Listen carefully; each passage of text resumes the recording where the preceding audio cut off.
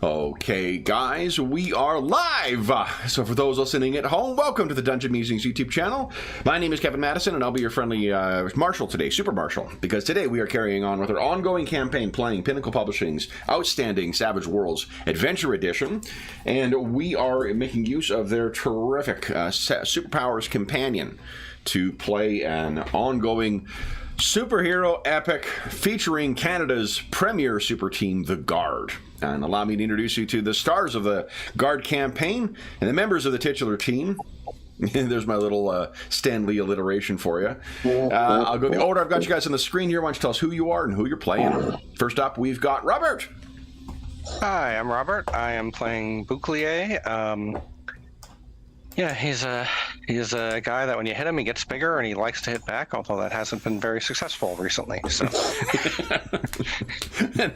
next up is John. Hey everyone, I'm John, and I'm playing Blaine Staunton, aka the Warlock. He is your typical Sorcerer Supreme. Nice. Next up is Will. Hi, I'm Will. I'm playing Cygnus, the Dark Star of the North. Nice. And last, but certainly not least, is Jeffrey. Hey everybody, I'm Jeff, and I play Mind Warp, and he is a psychic speedster. Very nice. Now, I think low-key telepathic characters, Jeff, is your theme for this alternate weekend. So yeah, totally. Then for actually, everyone was here last time, guys. So what happened last time? it was fucking cold. I'm trying to find the. Oh, I didn't make a handout of it yet. But I have Remember at the least. end. I need to find my notes. You guys. I'm trying to think what you. It was We two all sessions ago is when you guys faced all those Wendigo. Yep. Yes. And then Not just 2 sessions ago. We And the Abominable Snowman. yeah. that one was last session, and then That that was bled last into session. a kaiju fight, or a kaiju Yes. run. Yeah, just when we thought it couldn't get any bigger. The fight. Oh yes, here it is. Yeah. The Lindworm. No, we don't like him. I don't know, he seems kind of cuddly. If we could just shrink him down and use him on our side. I was really tempted to say Bouclier disbelieves. I don't think there's such a mechanic, and Yeah, it could very well have been a psychosomatic illusion. yeah, I should have just stood there and let it hit me. Yeah, I think what happened is we finished off the Wendigos, and we had got the compass, and we're about to make our way out of town to avoid more Wendigos because they were coming. The abominable thing came in with more Wendigos and some flying ice spirits. And we Yes. proceeded to flail around and thrash them and get thrashed in return. Yep. Yeah. And then the Lindworm showed up, and then we really ran. Yeah, We ran fast. yeah. And is there anything else you recall from your panicked retreat from Churchill, Manitoba? Yeah, just about all of us are now afraid of Wendigo. Oh yeah, everyone has generate. Let me. Here, I've got. There it is. Except for Will, I think. Yeah. Yeah. I think Speaking me of and disbelieving. Bouclier, major phobias, and Mind Warp has a minor one. Yeah. Yeah. Yeah. So, Cygnus, you're it when it comes to a Wendigo from now on. We'll leave you to fight them. Can your super tech mimic the sorcery of no, that's not even going to work. At least our souls aren't linked to the Wendigos now. Yes. Hopefully.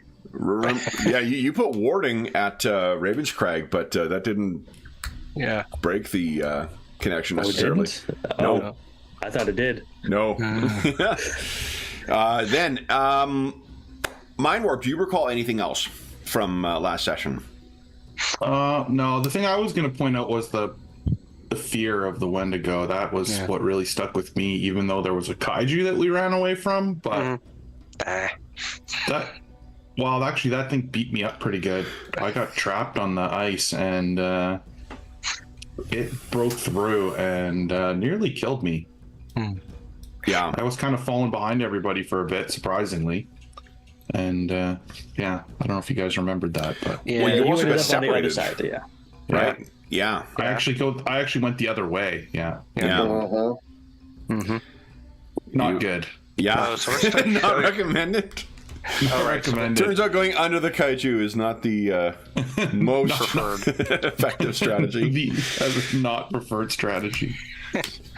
All right, then what I was referring to, though, right at the end of last session, when you had that opportunity, you happened to be on that opportunity square card. Oh, You grabbed something. I did grab something. It was. I didn't tell you what it was because I didn't know what you it didn't was. tell me last what it week. was. No, I said it was the Oh. last thing that happened in the session. You grabbed it, and I'm like, "This is a problem I can figure out in 2 weeks." Okay, good. Because I was going to say I don't remember what it is, so I'm either an idiot or No, not at all. Not at all. Okay, good. Now, do you recall whether there were any jokers in that chase? I don't think there were. I remember there being in the remember fight there was like any. 4 jokers you guys drew, but Yeah, I don't think so. okay. So I'm not gonna shuffle the action deck for you guys. I am going to get my bennies out, however. Make sure I reset my bennies. Okay. I usually do that at the end of every session. Yeah, I yeah. just go make it 3, but I got to double check. So yeah, I'm good. Oh, yeah, we got so many players now. This is just so great. Oh, no. Oh yeah. And you guys have yet to see It's been so long since what has worked for me. I'm not sure. What do you use them for? the bennies. What's their benefit? In your case, failing soak checks. Yeah. They're good for me for power stunting. Yeah. True. I should probably just wait. I should probably just save that. Oh no, you can use them that way. I can't. Okay. Well, you can too. It's just that they need to be connected to the your Yeah. power, so it's like That's true. it needs to make sense in the fiction Yes. from it. Yeah, But maybe I should do that instead. I'll still fail that roll, but that's okay. all right, sorry, so then sorry, I'm very defeatist. you had a rough run with that. No, although you did get bigger than the Snow Titan, though. I over the did. I course of couldn't the hit him. fight. Oh, you hit Cygnus. Baby steps, Yeah. you know. Yeah. All right. So then, what we will be picking up with is, you can see there is. You can imagine there's just this with all the loose particles of snow and whatnot that are sitting around here. With the force of the of air that has moved whenever that giant Lindworm made any kind of gesture, there's progressively a larger and larger cloud of snow and particulates hanging in the air that are shrouding this thing. Does not conceal it because it is just so fucking big. But you can more hear it than see it as you guys are getting further away. Warlock, Bouclier, and Cygnus in one direction, and Mind Warp and the other, with a leather-bound journal in your hand. Ooh. And the Nice. reason that this was of interest to you, would you give us let's see here, would it just be flat smarts or Ready. occultism? I think let's make it a flat smarts roll for you. Let's see if you recognize something. So just roll your smarts dice.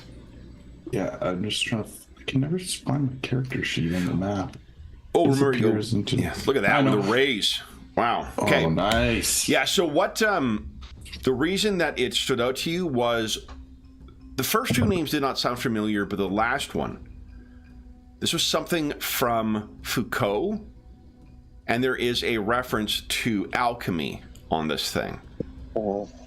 The reason that stands out to you is because the alchemist, who you guys face, Bouclier's new nemesis, who trapped him in Vancouver, that guy's last name was Foucault. And you recall, for whatever connection, that there is this alchemist. Now, I can't remember. Did you say that Mind Warp does or does not speak French?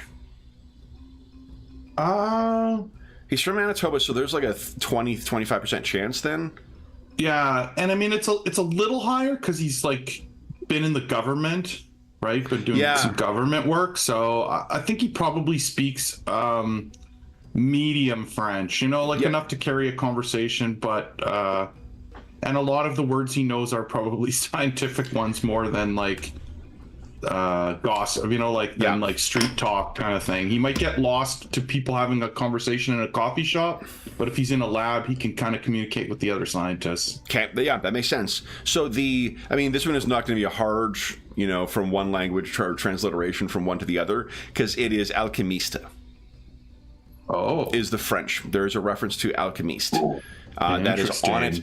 So, and from the look of the journal, like it has a, it has the look of more of like a 16th century kind of folio, where it's a leather cover that binds a bunch of loose papers together, as opposed to a proper book itself. Right. So you were like, grab that thing and what the hell's that thing doing in here? Yeah. But there is something that you can tell because he has been arrested before. You are aware of the alchemists, because you got a raise and almost 2 raises. So I'm going to give you a little extra here. You know that the guy that you faced in Vancouver, his name was Nicolas Foucault. So I do know that. The name on this, Auguste Émile Foucault. Oh. Maybe put that in the chat. I'll write it down. I mean, we all went to high school with an Auguste Émile, but... Augusta. All I can think of is, how would you like your steak? Medium French. Auguste. When he said medium French, I about died. All right. So there it is, Auguste. And I'm missing the accent in there, so my apologies to any French viewers. Okay. Perfect. I did work for our Montreal office for a colleague named Valerie, and she had an accent in her thing, and I don't have my keyboard set up to put the accents in, so I had to continually go back to old emails, cut her name, and paste it in, because I was like, this is easier than finding out how to do the accent properly. Oh my gosh. Oh man. So, yes, that's what you find, and you are zipping away. So, what happens next, guys? You have reached a safe distance from the Lindworm. There's a massive, seeming blizzard that is blowing up around it. And there has been that, perpetual blowing snow. So I think you probably actually can't see it once you get a good enough distance. But you definitely can hear it, in that, when we finished up last session, I was like, oh, I'm going to download a Godzilla sound clip. And then I noticed there was a streamer I've been having playing in the background lately. He had a 9-hour stream playing a video game, and of that, he had 2 minutes where he went onto a fellow streamer's site to look at something they were showing, and it played music for 2 minutes. 9 or 10-hour stream copy struck because of 2 minutes of fucking music. Yes. Oh my goodness. When you said that was the first thing, because they're horrible with synthesizers and filter sweeps. And I mean, it's like, you can't copyright a filter sweep. No, yeah, it's... but they will give you a strike for it. Yep. So then, so I do not have a Godzilla screech for you, but you can imagine that this a combination of the resonant sound of a Titan from any of the Monsterverse films combined with the cry of the T-Rex from Jurassic Park. But it is almost, as it dies down, it is picked up by the howling of the blizzard.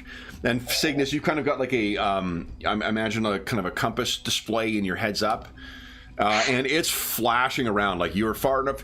You're not so far north that it should start fucking with your, non-GPS, thing. But there's still something weird going on here, and you need to make an occult roll to know, God damn, occultism. Everything else seems to be functioning properly, but and Warlock, I think you're flying on your own again, right? That is correct. Oh, I think Cygnus was the one who was the beneficiary of Mind Warp's speed boost, and I think either a combination of distance or lack of visibility probably means that you'll lose that, so you're just traveling at your normal rate. Yeah, that's right. Yeah. So Mind Warp, what's your? I mean, I'm assuming everyone else is just going to get as far out of here as they can. Mind Warp, what's your plan to try and either meet up with the rest of them or to do what? I guess. I think what I would do. Well, I mean, oh man, isn't your speed like 200? Do you remember what your land speed is? Yeah, it's somewhere in that range, like 250-ish. So you can. Let's see here. Miles an hour or something? I can't remember. Sorry, I should have opened up the... It's like really fast and crazy, but not like insane fast. Like I can't like run. I'm not like the Flash. Right. Yet. No, yet. Once you guys get a new editor and we're trying to capture, a new market from a rival superhero-based podcast, we'll revise all your characters.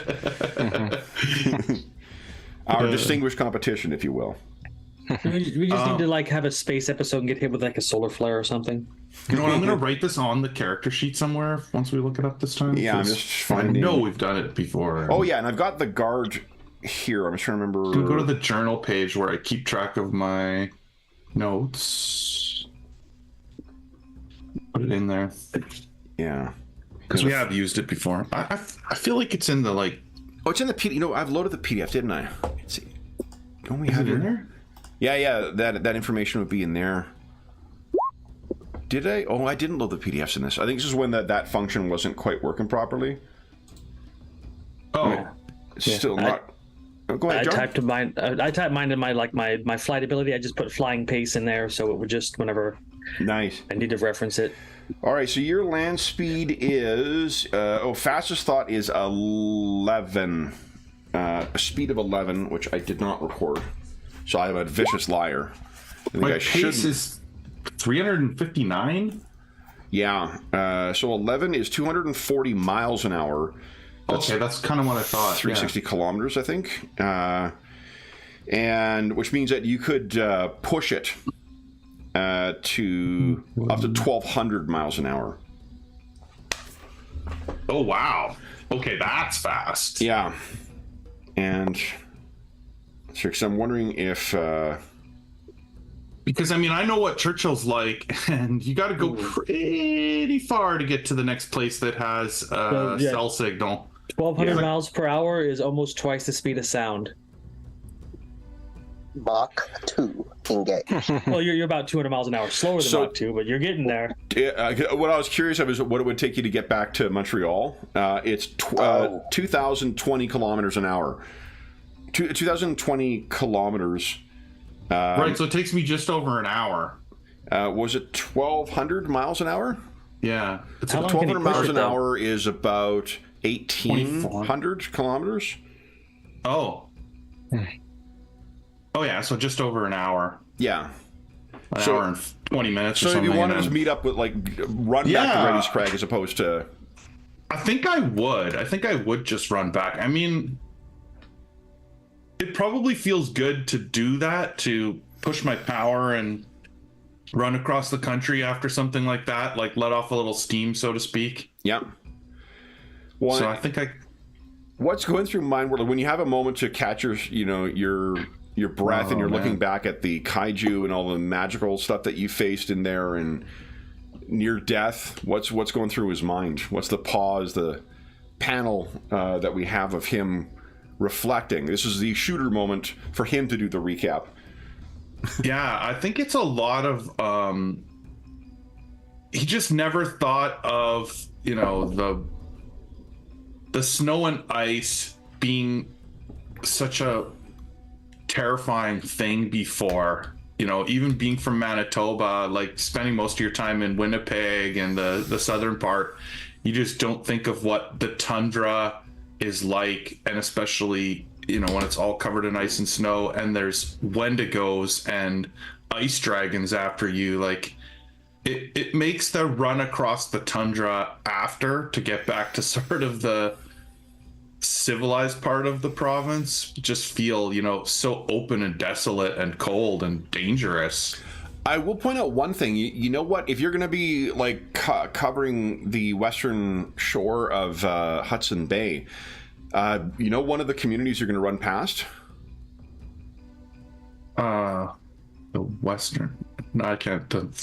Bifrost. Which one you're talking about? Oh. Yeah, because we went further north to get here. Yep. Right. I'm not sure if you wish to. Well, why don't we do this? I'll see what the others do. So you, collect yourself, and then just we see you zipping along, heading south. Cygnus, Bouclier, and Warlock. Cygnus and Warlock, you can barely see one another if you drift any, significant distance apart. So I'm assuming you guys are trying to keep flying in parallel. In parallel here. Mm-hmm. What happens next? Go ahead, Jeff.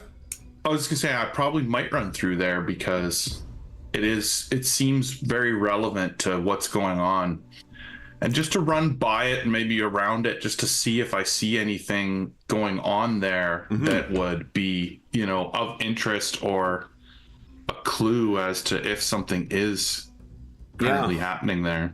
Yeah, I hadn't. What in the? I don't think at the speed you're traveling, like the distance between Churchill and Bifrost would be a heck of a lot.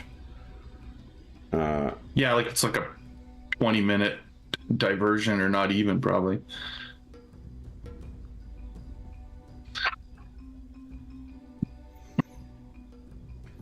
The community is so small, Google will not tell me what the distance is between the two. That's amazing.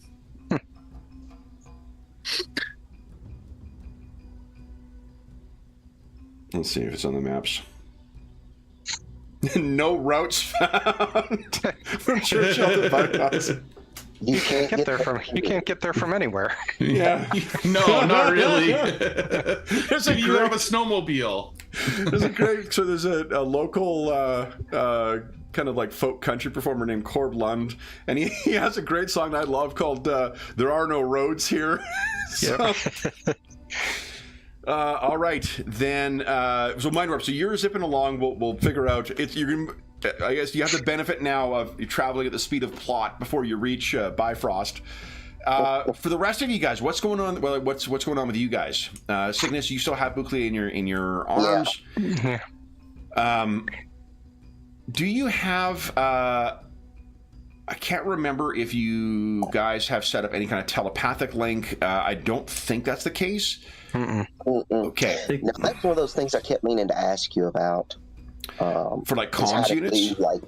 I'm sorry? For like comms units, or? Yeah, like how to permanently build a minor item like that. Oh yeah. I didn't really find anything in the book specific. Yeah, it's some of the what do you call it? The gear from the Supers book is particularly helpful that way. Like any of you who don't have armor like Cygnus, you're generally wearing what's the equivalent of one of the super suits, the bodysuit. So you're getting some armor from it even though it's not really that's more of a genre convention than it is anything else. I don't see. Let's see here. Energy shield, auto grapnel, comlink. Comlink will be $100. 1 mile range and may link to radio or telephone network. So I'm fine with you guys having that from before. Yeah. Cygnus, being the sort of techie of the group, or at least the mechanical, techie of the group. I'll say you're the engineer and Mindwarp is the scientist. Warlock is the sorcerer, and Bouclier, well, he's the muscle. Yeah. So, what? So you can assume you've got those comm units, and it would sound like you're, talking to someone who's holding their cell phone outside of a moving car. What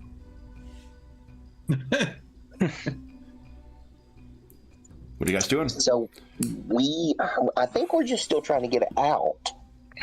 In a just if you stay in one direction long enough, you'll get away from it. I mean, that's kind of the logic there. Because the compass is not working, and I assume the visibility is so bad we can't locate the sun. So those two things mean you really don't have a sense of direction. So I'm just going to assume one thing, that you might stunt your tech power such that you're going to, set up some kind of special vision filter to look for, I don't know, like thermographic vision or whatever, or even just using GPS. I will tell you that so you have your comm units now, but I recall that all that shit stopped working once you got into the zone. Right. So you're sort of having to use like broadcast speakers on your armory in order to communicate with everyone. And stay relatively close to each other. Yeah. So Bouclier, when you came in here, I think you did have the benefit of having a great big parka on before, which I think was either destroyed in your size change or left behind. Yep. So it's fucking miserable flying along here. You know, you guys can tell Bouclier, I think, Cygnus, you don't have as good of a view of it, but Warlock, if you're picturing yourself flying along, you're looking over, and Bouclier, you know, for a big dude, he is trembling like fucking crazy. Yeah, well, I'm assuming Cygnus could feel that too. So, and he's pretty much, he's kind of withdrawn at this point. Well, you know, the tough thing too is like when you get to that cold too, shit just gets numb. Yeah. So like it hurts and whatnot too, but it'll just be this like, well, that's probably not good that I can't feel my freezing toes anymore. Yep. Yeah. So, Robert, I interrupted you. Go ahead. What were you saying? Sorry. And he's definitely, I mean, not that he would be doing a lot of talking in this situation anyway, but he's pretty withdrawn at the moment as well. In addition, you know, the cold just exacerbating it. Yeah. So.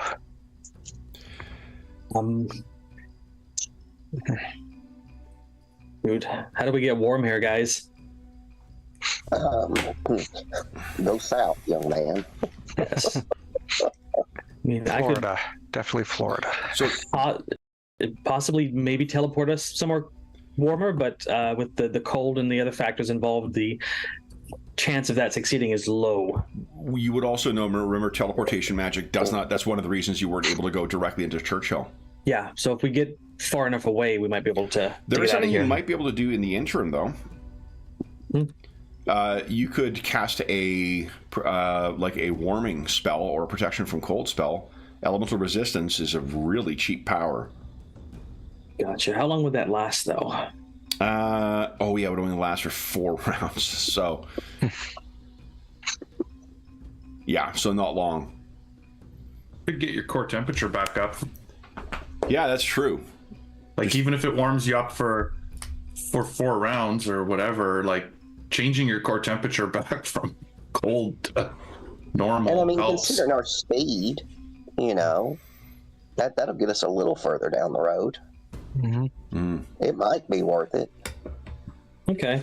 Yeah, I can probably project it as a field too. So if I can get on Cygnus's back, or away from his thrusters, and he carry me too, then he just concentrate on keeping us warm. Well, I think you can actually do, not to take away from your description, but like just mechanically, you can do that because your flight isn't contingent on your super sorcery. So you can but I'm slower, so Cygnus is twice as fast. Yeah, right. That's right. Your flight is not as fast, and Cygnus, you certainly can carry both of them. I was going to say, I think with Bouclier back to his normal size, I think I still have strength to carry both of them. Yeah. So between your spell and your what do you call it? Oh, you don't need to spend a Benny on it. This is just narrative stuff. Yeah. I'm not making him roll exposure. You guys, I think, got enough of that last time. I already tried to kill you with a kaiju. I don't think a little bit of frostbite's going to do a significant amount of harm. So it is about another, Cygnus, your flying speed again, if you could remind me. It's 60 miles per hour. Right. Okay. That's actually, it's 100 kilometers an hour ish. So what? You're able to get out of here in you're out of the field by about 15 minutes. And then you're suddenly, like, you can see all of the first sense you get is like when all of the sensor readings that have been off, like your comm units comes back in, you're able to pick up, your GPS is not fucked up anymore. So you might be able to, like, Warlock does not have the benefit. He does have magical senses and stuff like that, but doesn't have the same, on-time display the way you do. So you may be the first one to learn this. Yeah.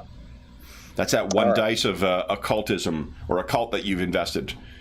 Oh, no. Paying it off. I've got 2 dice. I think it's a D6. Yeah, it's a D6. Oh, nice. Now. Yeah. So 2 dice. Okay. So, yeah, you would be aware that, his senses may not be as attuned as precisely as what your sensors are. Magic is as much metaphor as it is a science, so makes it tricky to have precise readings. But what do you do next? I think we need to try and contact. Oh hell, Sam Neill. I can see him. I'm trying to remember. Dr. Caliburn. Yes. Thank you, Dr. Caliburn. I was just going through it. I'm like, come on, get his name. You know who he is. Mind Warp, while you were running, would you have been trying to contact the other members of the guard? Well, I would be kind of aware that there's no cell probably signal around here, and I don't know if I have any kind of satellite phone or anything like that. So the comlink, it does only have a distance of 1 mile, so that is. I guess I would probably try it to see if I'm within 1 mile of them, but I would assume not. No, so, and with how fast you're moving now too, you're probably far away from them in dozens of miles, if not more, away when it kind of kicks in, but. Yeah, so I was wondering whether they would be picking up the line and hearing you, but you're right. It's only a 1 mile radius. So, Cygnus, you are out and you are able to send a message. Is it a voice message? Is it a text message? What are you sending?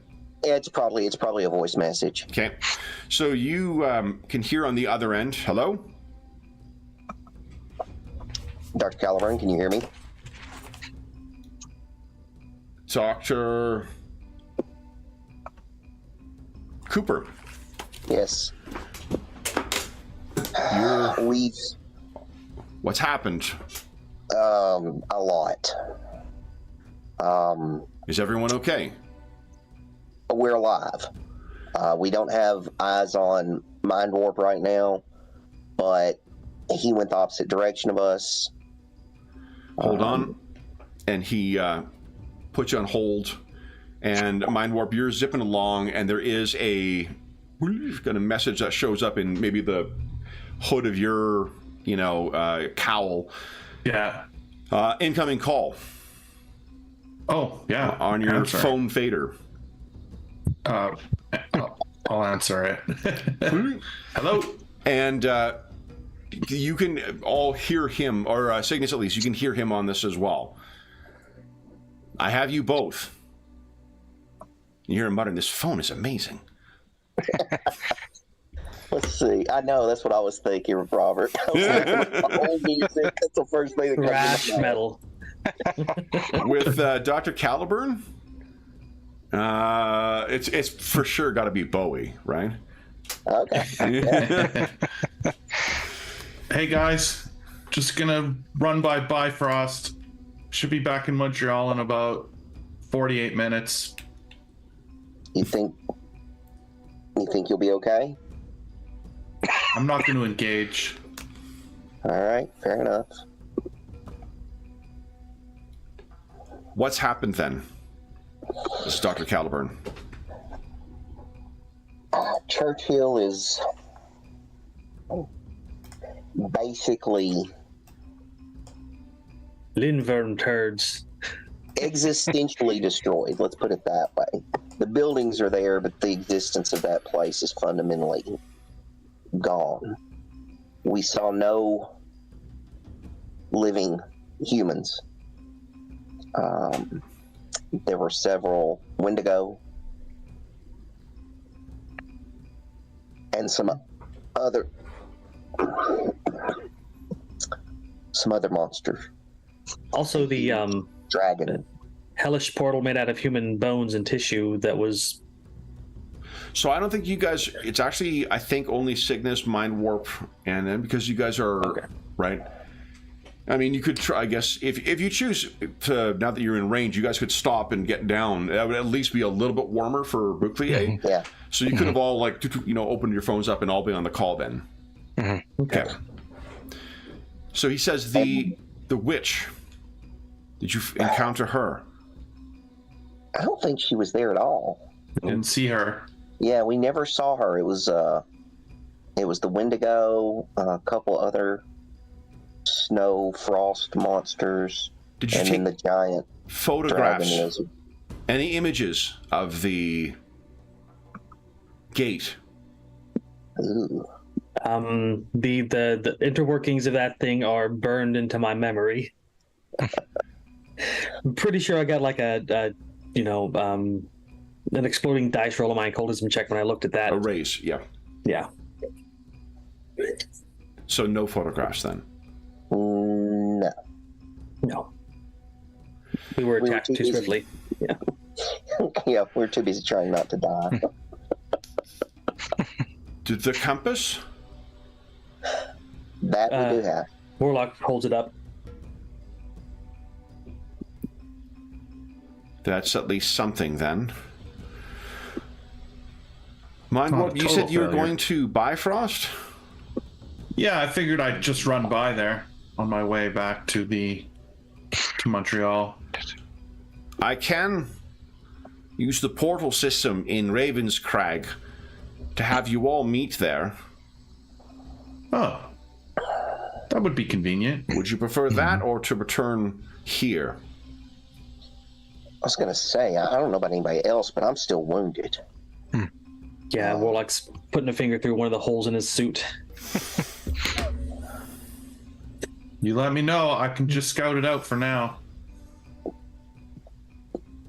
Yeah, let's split the party. Let's do that. Okay. Well, we've already split the party, but The kaiju did that. yeah. Yeah. All But right. yeah, if he's okay, that's fine. But yeah, I'd much rather go back and try and recover. So, Mind Warp, you have not mentioned to the others. This is the first time you've spoken to everyone, so they don't know Yeah. what the... I was just thinking about that. Okay. I did find something on the ice back there. Oh, What was Kind that? of alchemical journal or something. Auguste Emile Foucault. I'm sorry, did you say Auguste Emile Foucault? Foucault, yeah, that's it. Yeah, that's what it says on it. That's Some kind of alchemy. coincidences. I think we best speak of this, Dr. Cooper. I see there is perhaps less of a coincidence here with the events in Vancouver than we suspected. And you guys can see the big lintel entrance into Raven's Crag appears in front of you. Yeah. All right, let's go. oh yeah. Eagerly step through. Okay. You guys step through, and you can see that Dr. Caliburn has prepared hot cocoa for each of you. Yay. And Warlock I love has this guy. vanished.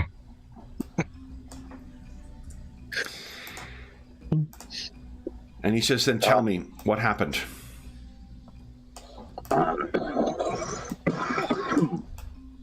It was very cold, and Yeah. he goes over and like downs the hot chocolate in one gulp.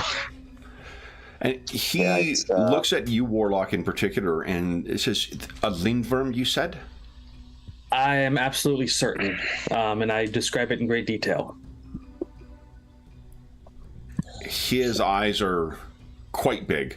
That is very troubling that they were able to bring such a creature through. Oh, A lindworm is no mere godling, and that is a creature from primal times. yeah. Everything just seemed off. The Wendigo, when they were slain, turned back into the humans that they turned from. The portal, they had ripped bodies apart and built this gate out of human remains with the compass situated at the top. Then that might explain why you did not find the White Witch there. I'm assuming she stepped through or went somewhere. But where? And how there? Do you think the presence of the lindworm itself, as such a potent, mythic creature, could have warped the flow of magic such that it could power such a portal? Well, there was many disturbances. We could not communicate, use our magic to come in and out. It was like an isolated bubble. She was not able to... She did a similar effect in Winnipeg, but to a lesser extent. Because you guys recall, in issue 1, this is where we have our little yellow box at the bottom, editor's note. Yeah. In issue 1, when you guys arrived, you didn't teleport directly into the heart of it. You teleported outside and made your way in. Yeah.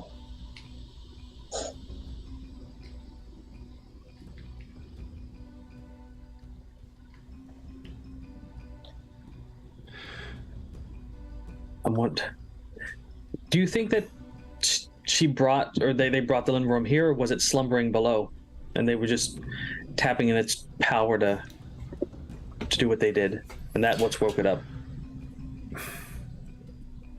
Things such as the lindworm do not exist truly in our world, and when they move, they're not crossing distances in the way that we are limited to, or at least I am now.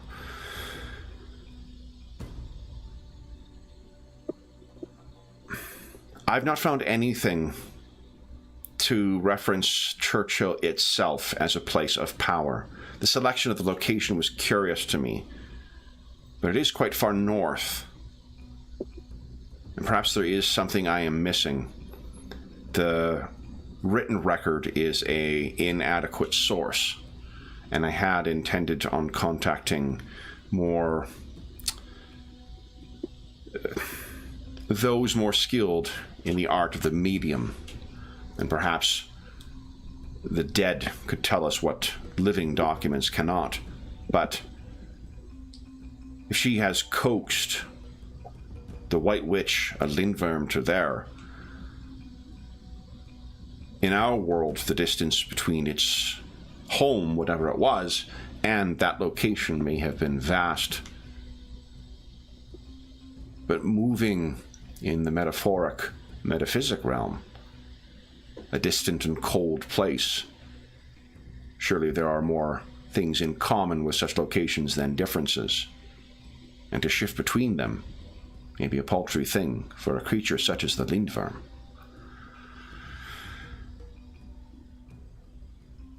Fortunately, they are lazy creatures. And though you may have disturbed its slumber, we need not fear of it marching on the rest of Manitoba. But it does mean there is a dragon to deal with. But that is a problem for another time. Auguste Émile Foucault. That is a curious name that I have not seen in some time. Who is he? He is the great, great, great, great grandfather of Nicolas Foucault, who fancies himself the alchemist now, using technological improvements on a tried and trusted alchemic recipe that has been in his family for generations. His father has passed, as had the grandfather, but one of the great secrets, of course, for alchemists of all ages is eternal life. And it seems that Auguste Émile Foucault, in addition to other achievements, secured that fabled prize so valued by other alchemists. Unfortunately, my run-ins with Auguste Emile Foucault, or as he fancied himself, Professor Alchemiste, they were more contentious. And in the comic version of this, we would likely see something akin to a turn of the century or Victorian era, actually it would be Victorian era French short story with an illustration of while the English tradition of that era celebrates the calculating detective, the French counterpart to that is the gentleman thief. And so was Professor Alchemiste. And you would see someone dressed with a top hat and probably a domino mask running across a stylized depiction of Dr. Caliburn chasing him, trying to catch this alchemical thief.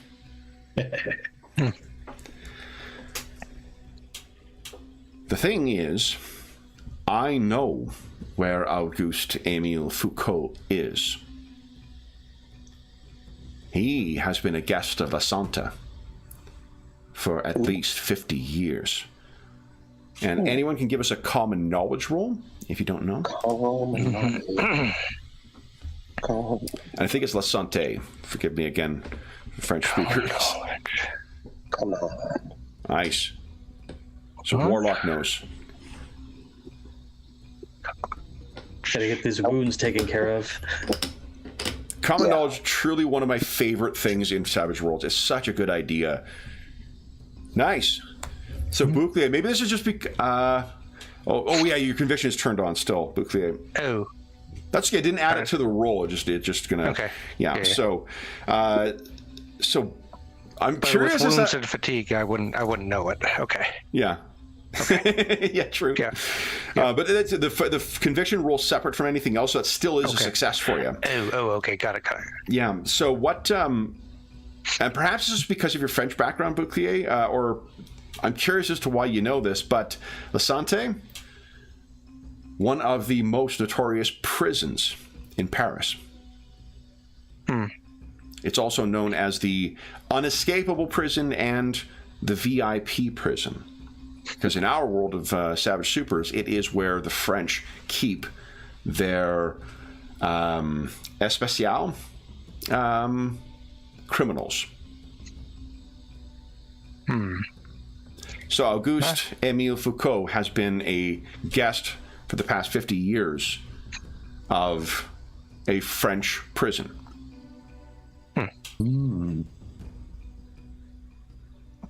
So how did his journal happen to be in this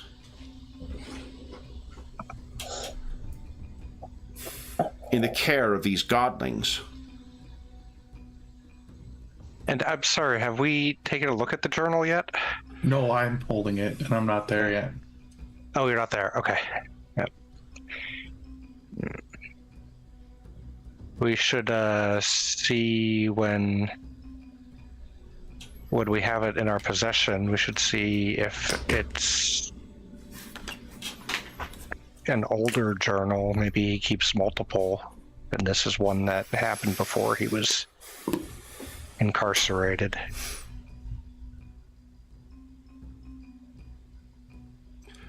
I can, through channels, make arrangements for you to meet with Auguste Emile. But what did he do that he's in prison for?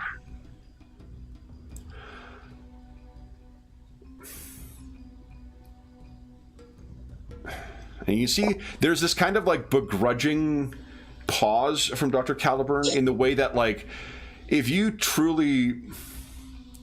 You can imagine the complicated relationship that, like, arch nemeses have with one another, where, like, you hate them for the things they've done, but also, like, there is a begrudging recognition of the power of these individuals. And you're likely getting him to think back to crimes that happened more than 100 years ago.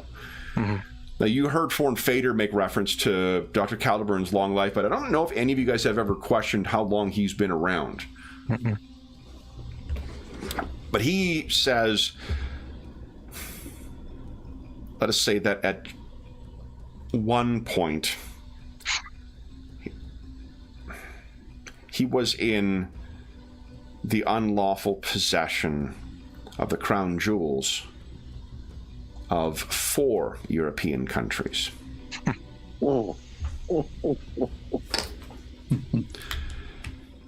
There are other more insidious tasks, but he is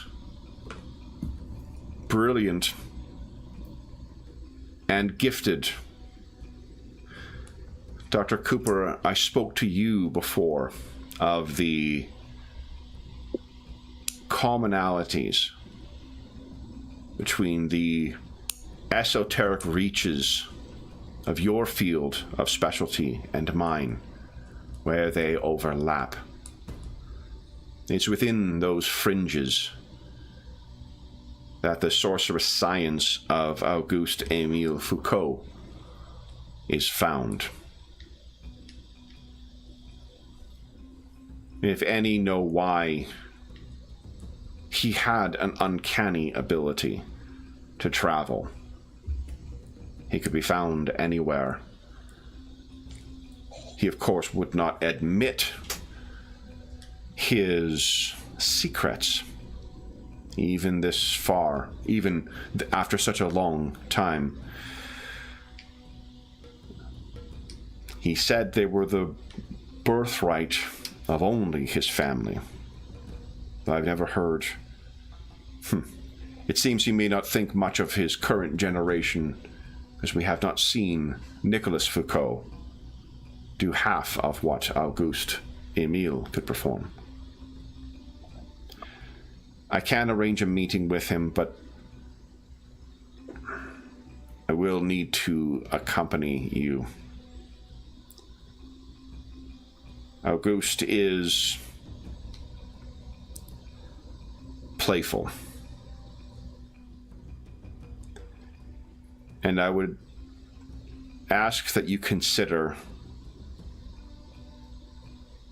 Auguste may be the most brilliant criminal I have encountered in my long life. This may be... It is not unreasonable to think that this is part of a stratagem that he has been working. I may be too well acquainted and too fixed in my patterns of dealing with him. So be mindful. I would appreciate that.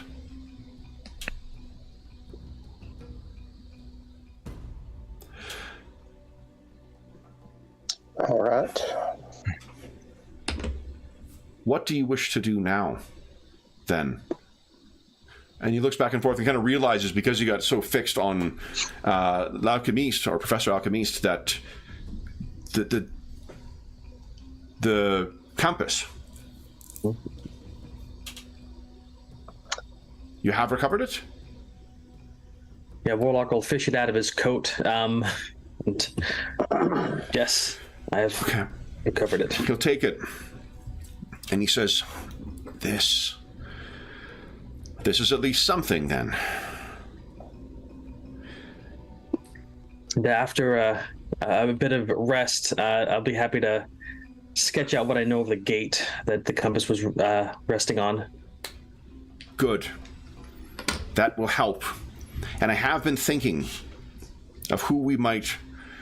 It seems Forn Fader, while he was able to provide context to the history of this device, it seems that he relied on Dee's expertise in constructing the compass. Is that correct? Yeah. Perhaps. So then he will not be able to shed additional light on the function and how to make use of or to understand any information from it. I have 3 options in mind for who might be able to assist further. And this is in addition to whatever, if you choose to meet with him, Auguste Emile may have to add. 1 is a man named Gardner Sherman, though you may know him better by a moniker he wore as a superhero, Dr. Cryptic. And you guys can give a common knowledge roll. Sounds like a pain in the ass to deal with. Yeah. No more goddamn magic, guys. I'm sick of them. Well, his name's Dr. Cryptic. Warlock is a master of cryptic knowledge, apparently. That's awesome. So all of you guys are familiar. Everyone got a raise except for Cygnus. Oh, yeah, but did you spend a Benny? No, it's an intelligence, or it's a smarts. Oh, because you can roll both. Right. On all smarts. Yeah. Mm-hmm. So perhaps, I don't know why the, maybe it's because of your previous exposure through Dr. Caliburn or otherwise, but here's an idea of what Dr. Cryptic looks like. Now, Dr. Cryptic, this would be a modern kind of depiction of him, but he is one of those of the first generation of costumed heroes. So he would go from actually there is an older hero who has inspired this one. As a reminder for those listening at home, in our world, basically what we've said to avoid having to have lengthy discussions of what is and what is not, anything that you can find in any major comics publication exists in our world in some capacity or another, but at the time that they were originally published. And this is who Doctor Strange is a creation of the 1960s. Dr. Fate, on the other hand, is of the 1940s. So this is obviously a more modern interpretation of it, but you can picture what this character might have looked like in the 60s and 70s, revival of the character, the more extreme 80s or late 80s, early 90s version of their title, the crossovers with the characters in the early 50s for the Silver Age of heroes, and of course the more unique look that you have with the Golden Age. What is always sort of a signature part is the robes, the bluish color, and that strange kind of cross-like but not quite design in the cowl. That has always remained consistent across the coming up on century that he has been active. Those of you who everyone got raises, I guess, as well. So what you would know is Dr. Cryptic is a fusing of a primordial kind of spirit of magic, almost like a antediluvian familiar of some kind, like a Lemurian, sorcerer focus or something like that, with a aged, now very, very aged archaeologist. Oh. And the reason that he has pulled back is it seems that more and more over time, the Lemurian familiar is dominating the personality more so than what the individual is. So you can approach him, but he's pretty alien now, and definitely pursuing an agenda of the spirit. At least that's why he's not really invited to play on super teams anymore. So that is one source, Dr. Cryptic. Another one is not quite as ancient, but more mythic and historical, to be honest. That is Archimedes. Oh, I know that dude. Archimedes, a scientist, philosopher, and a sorcerer. Thought to have died in, I think it's the 4th century BC, 2nd century BC. I can't remember how the name numbering convention works with it. In Syracuse, on Sicily. Why don't you all give us a common knowledge roll with Archimedes? Let's see. You can also substitute occult for common knowledge here, if anyone has that better rating.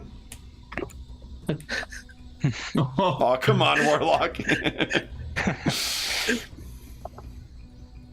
Well, my occult's a D10, my common knowledge is a D6, so... Wow. Now, Cygnus fucking knows about, and maybe this is to reflect how good of a role that was, is you did some more recent, when you and Dr. Cooper were talking about the overlap at the fringes between science and sorcery. Maybe you looked into this so you would know that while history records that Archimedes died in Syracuse in 400 or 300 BC, instead he survived. He survived the sack of Syracuse and went into hiding.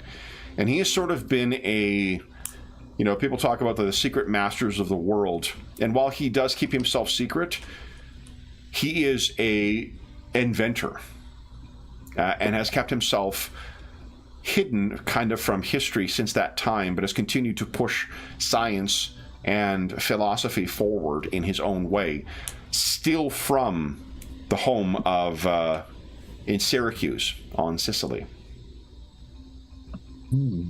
So that is a second option. The difficulty with him, he very much enjoys his privacy, and it is likely to be the study of it that he will not know any kind of common, what's going on in the world or whatnot. He largely keeps to himself and keeps to his studies and his extended family that sort of supports him. Do you have an image for him? I do not have one. If you go to the Google image search of Archimedes, though, you'll see there is a Renaissance era illustration of him that I think is great. Big, beard. Greek dude with a big beard is I know what that image looks like. The classic one. Yeah. And our final option is a more extreme one.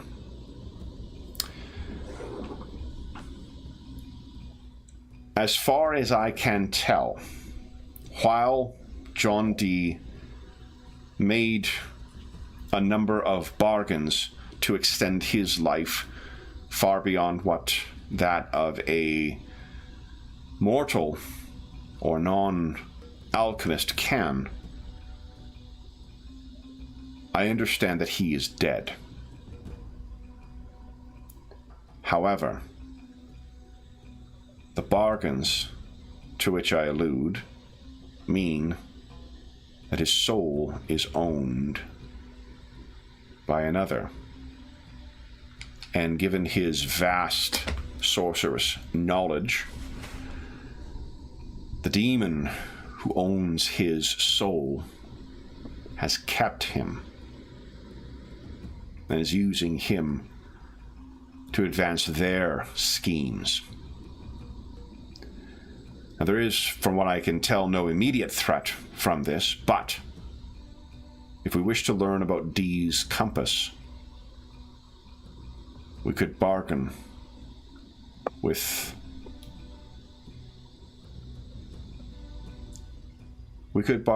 one with whom we must exert extreme caution and speak with Dee's spirit itself. Those, as I can tell, are our best options. Though I had not known that our ghost Emile was connected to this in some way. So, we bargain with the demon to speak to a dead occultist. We contact a reclusive inventor from antiquity, or do we speak to a man older than a century possessed by a spirit from the oldest of human civilizations?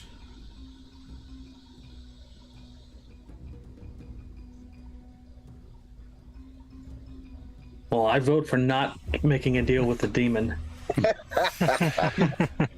I would not present this option lightly, but like all occultists, D kept his secrets very well hidden. If we wish to understand the function of D's compass, there would be no person better positioned to do so. Right. Most dangerous, best knowledge. I do not make this suggestion lightly, but... And I could be in error. John D is notoriously secretive, so there may be more to this than I understand. But, however we come to it, speaking to D's spirit may be the most effective way to learn what this, and he gestures to the compass, is and what it is capable of. But you have all had trying days. Rest, recuperate, and I'll prepare dinner. Good idea. Okay. So, with that, we'll cut to, unless there's anything else any of you wish to ask him about, or if you want to talk to one another about. Just had a quick question about like the healing power. It says within the golden hour you could attempt to heal something. Are we past that, or? Yeah. Okay. Well, I think you guys have already been subject to healing spells too, haven't you? Isn't there a restriction in multiple uses? Regeneration, I think, is what we use, not the actual healing thing. Oh, okay. Hold up. Different power. Let's see. Yeah, if you wish to try that, here we go. No, so yeah, I think if you're mindful of that, you can certainly make a try. Yeah, because I'm thinking Cygnus and Bouclier could do with not their minuses to stuff. Sure. Mm-hmm. So spend your Benny to activate Super Sorcery. Cool. And then give us a, let's see here. I guess a focus roll. Okay. Focus roll, okay. And I picked up this particular deed, so I can add 2 to this. Yes. Yes. Focus roll and 2. Go after Cygnus first. Okay.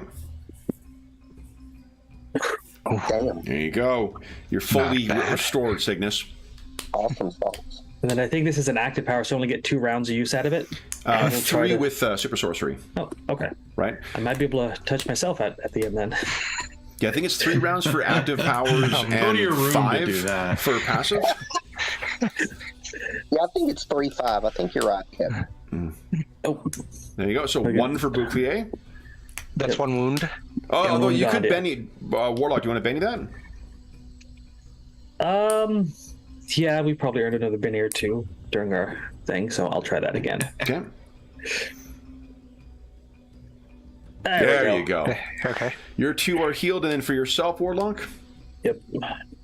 Come on. Nice. All right. Wow.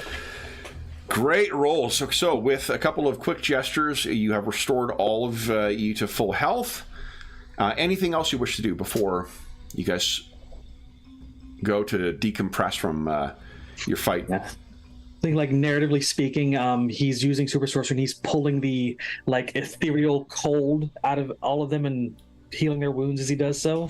Nice. And then tossing it into the fire. Okay. Cast it into the fire. Too bad Mind Warp's not here. I'm on the line still.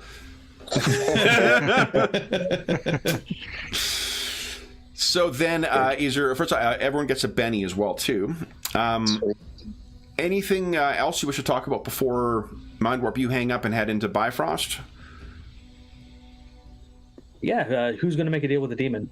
Because not it. Calibird suggested it. Maybe he should do it. I was going to say, I was like, I'd rather go talk to Archimedes. So what Dr. Caliburn will tell you is, if even if you joke about that, he says, alas, mine is spoken for. That's interesting. Yep. Bouclier gives him a look. I'll go make preparations for our meal. So he leaves. And that leaves Mind Warp. So before you guys hang up on Mind Warp, anything you wish to ask them? No, I don't. Not at this moment. Okay. We need to discuss who to talk to, but I'll do that after I get back and we have a chance to look at the journal. Okay. So then, why don't we do this, guys? We are 8 minutes off from our mid-session break. Why don't we take it early right now, and then we'll come back and see what awaits in Bifrost. Okay. So then, for those listening at home, we'll be back in about 5 minutes.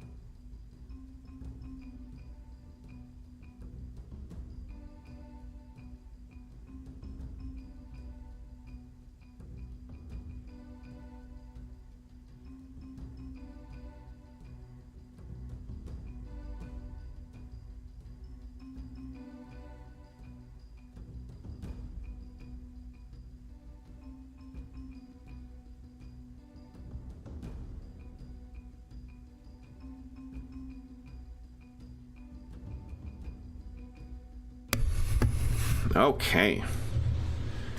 Coffee refilled and a banana's been fed. Oh, we lost Robert. Didn't he close the window or something like that? Or maybe he did. He meant, who knows? All right.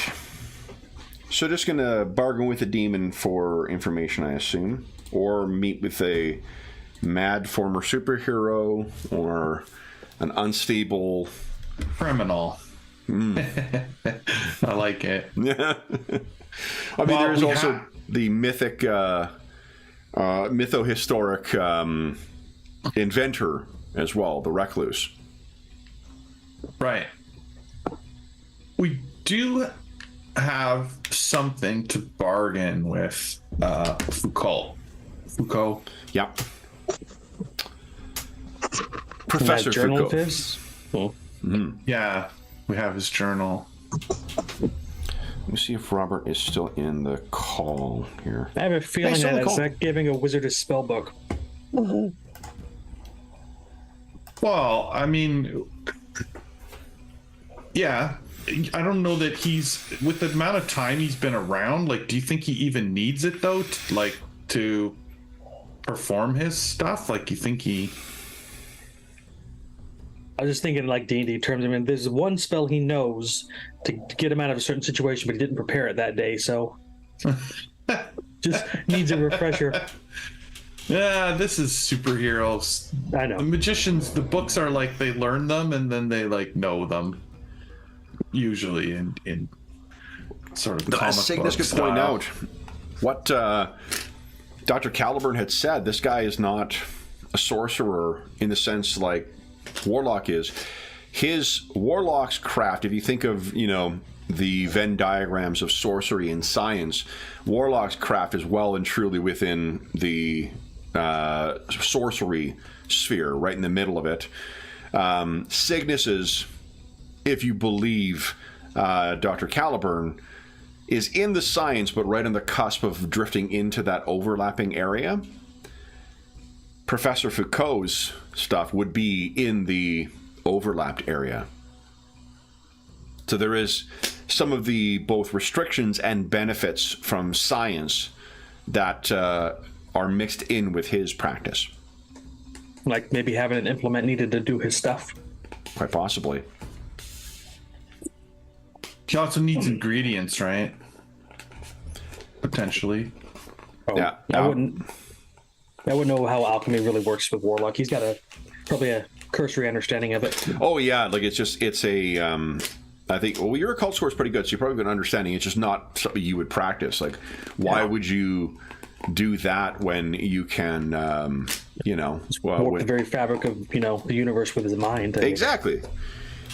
The answer, of course, is reliability and replicability, but that's science. Precisely. So that's just the way I'm viewing it is that like there is the degree to which you can kind of reliably predict in the fiction what the different things are capable of is where they would fit on that spectrum. One of the reasons Cygnus is able to manipulate his science so much is because it's kind of on the cusp of going from hard science to exotic, or more grounded sorcery. I don't think Cygnus would agree to that characterization, but his suit's almost like a living thing, so So then, let's turn our attention to Mind Warp while the others collect themselves. Robert, can you hear us? Oh, yeah, Robert, I did see last you were muted in Zoom, so I'm not sure if you are still muted in there. I see you're back in Roll20, but your camera is not functioning. Let me try reconnecting here. Okay, so by reconnecting, I've lost everybody. Can everyone reconnect, please? Yeah, I've lost you. I got John back. I got Will back. I got Jeffrey back. One of the games I wish I could see everybody's faces. Yeah. And so, Robert, I'm not sure. We can't hear you still, and we cannot see you right now. Yeah, he's muted in the Zoom call, it looks like.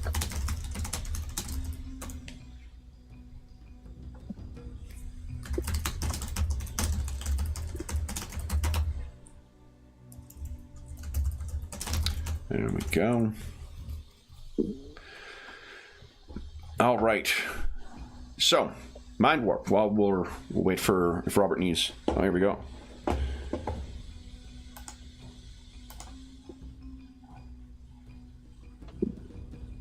Robert's in the call twice now again.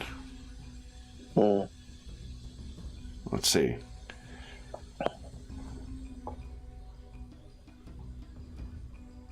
Robert, can you hear us? You're muted now twice in the Roll20 in the Zoom call.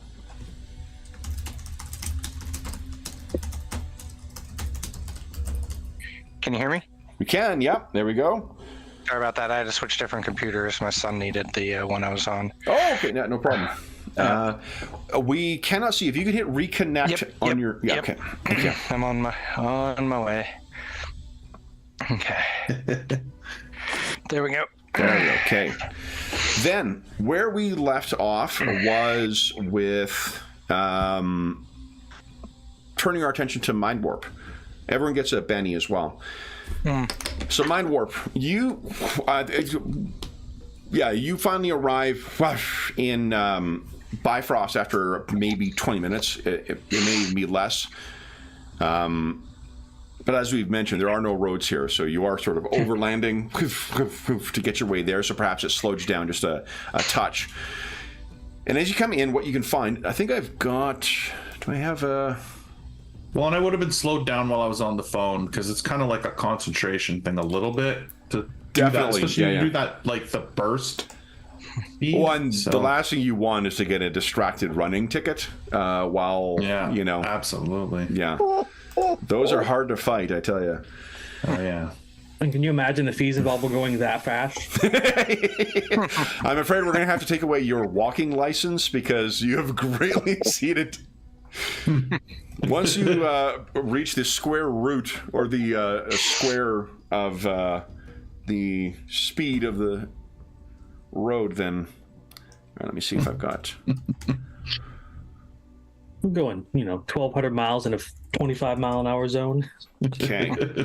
So I do not have an illustration for this, but what you can picture is a small community. By small, I mean maybe like 200, 300 people. Oh, yeah. Okay, Largely, real small. Seems like it is vacation focused, so there's only a handful of buildings in here. And the strange thing is with how fast you're traveling, it's almost like, those, like sometimes in music videos or in films, people will be traveling and you'll see like the sun go up, the sun go down, and there's all that change. It's not time of day that you're seeing change, Mind Warp, but like the transition from winter into suddenly summer is astonishing. It's almost like something throws a switch as you're traveling along, and then suddenly you're verdant green, the buzzing of black flies and the teeming of animals. Instead of a chilling, frigid lake that's washing up against the shore, it's a relaxing, beautiful summertime place. You can see people out on the Hudson's Bay as you're going down. And as you come in, you're seeing a vacation town that is thoroughly embracing its Icelandic roots. That is featuring a bunch of people staying here. Yeah, okay. So it's looking pretty normal. There's no bad guys setting up some kind of evil lab or big portals to, some evil place. Why don't you give us a foreign fader? There are no, as far from a cursory inspection, there does not appear to be any Jotun here. Right, yeah. No kaiju. Wendigo, kaiju. So what do I roll? Just a notice check, please. Just a notice, okay. Oh. I'm banning that? Yeah, let's do a Benny. Because I want to, run by here. Before I forget, too, then... Will, you know what's... Oh, my God. Remember, you can keep spending bennies in this if you like. It's not like PF2, we're restricted to Oh, that's right. Yeah, I got lots. Let's try one more time. I do have a wound, so it's making it hard, but still, I could roll a 6 or something. Oh, my gosh. Are you kidding? 3 rolls of dice. Nothing. You want to keep chasing that 3. loss, or... Get another Benny? Or? Yeah, you know what? It's like sunk cost fallacy here. Exactly. Let's just blow another Benny. Yeah. Oops, that's the wrong way. Come on, here it comes. Here it comes. Here it comes. Where's that green? Give us some green. Yeah, come on. Oh, no. Man. He just has no idea. So you get there and you're... Wow, and there's one or two people who kind of walk by, and one kid is like, superhero! Yeah, for the family, they're like, come on. So, what do? You're in your current outfit, you're definitely drawing some attention. Yeah, I think I'm gonna not interact with the people. I'm just gonna, move on. Like, good day, folks. Yep. Enjoy your vacation. Okay. Take off. And you are off. Now, you could, it's another, like 40 minutes to reach Montreal at your speed. Are you feeling like you really need to run that off, or would you like to take advantage of the portal network now that it's active again? Oh, yeah. No, I probably... No, you know what? I think he feels like he wants that 40 minutes of sort of alone time of Yeah. collect his thoughts and,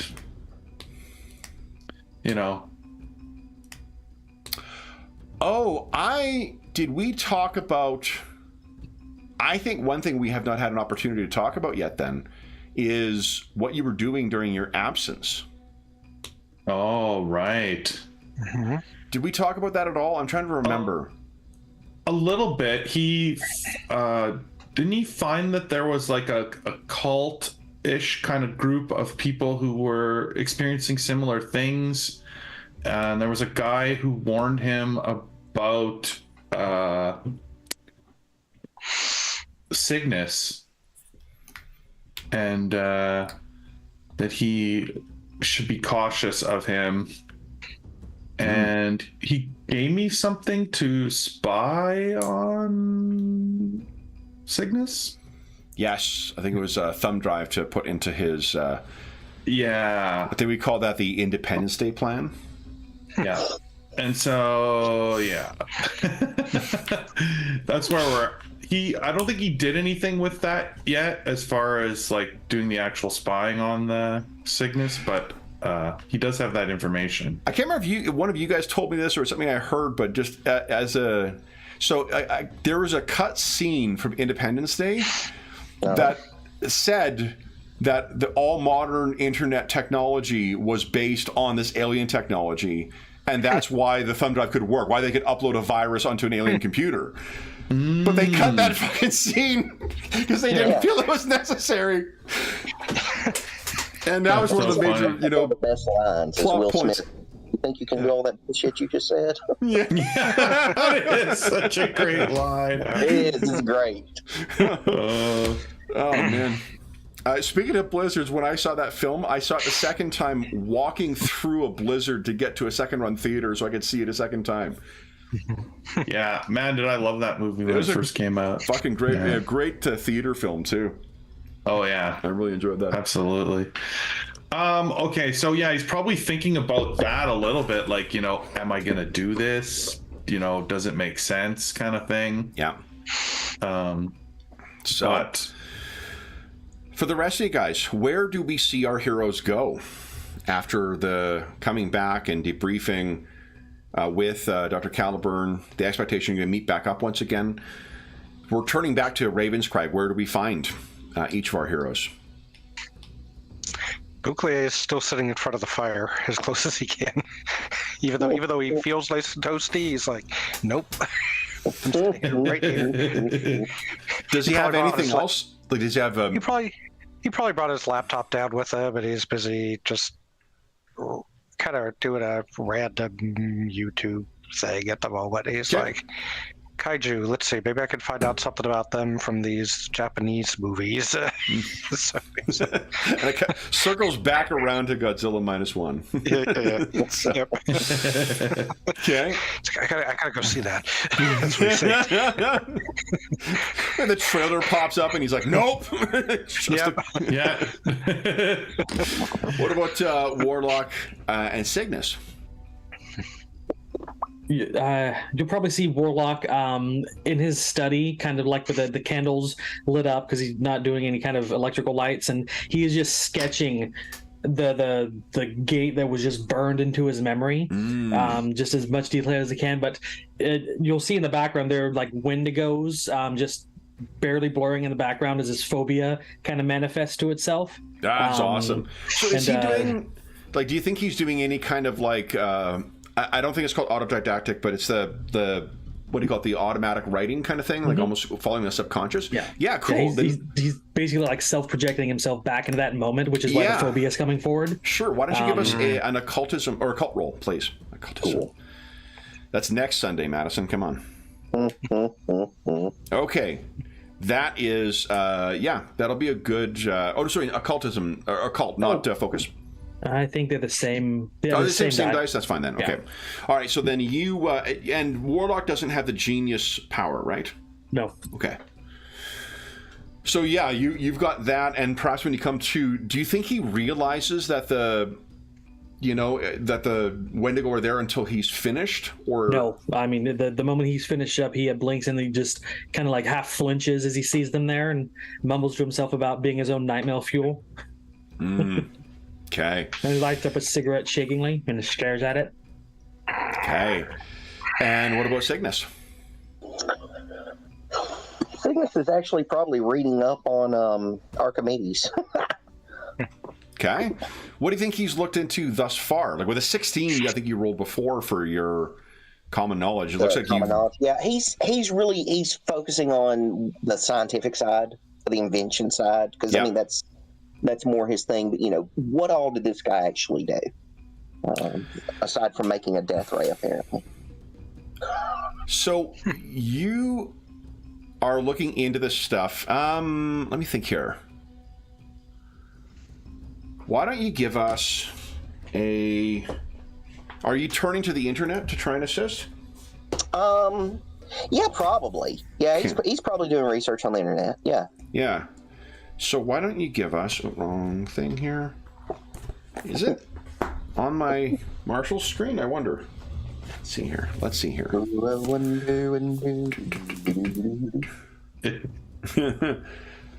So skill list is not on the Marshall screen. All right. But I think we discovered that last week. I think. But I do not fault. Pinnacle gets off because everything else that's on there is super fucking useful.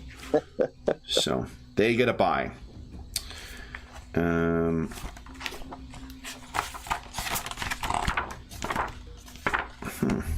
know what? I wonder. Hold up. I have an idea here. No. I wasn't sure if my reference bookmarks had the skill list on it, but they do not. Here we go. I think this is going to be so you could use hacking if you're trying to like access secret places that might be hidden. This dude's a modern day inventor. One of the things that is that like that shit, it doesn't happen for free. So you may need to find out, like, hacking into place to find any sources of funding or whatnot. You could use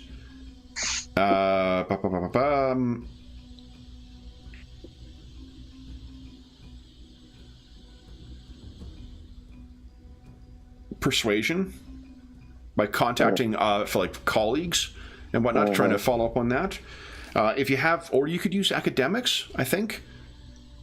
That would be more of the theoretical side, although he is said to have been like a scientist, philosopher, sorcerer. So, each of these, you could also dip into occult. I think depending on what skill choice you go with will yield different results from your networking. Yeah. What are you thinking? Just gonna go out on a limb. I'm gonna actually try hacking. All right, here we go. It's not that good of a die, but it is a die. Look at that! Wow! All right.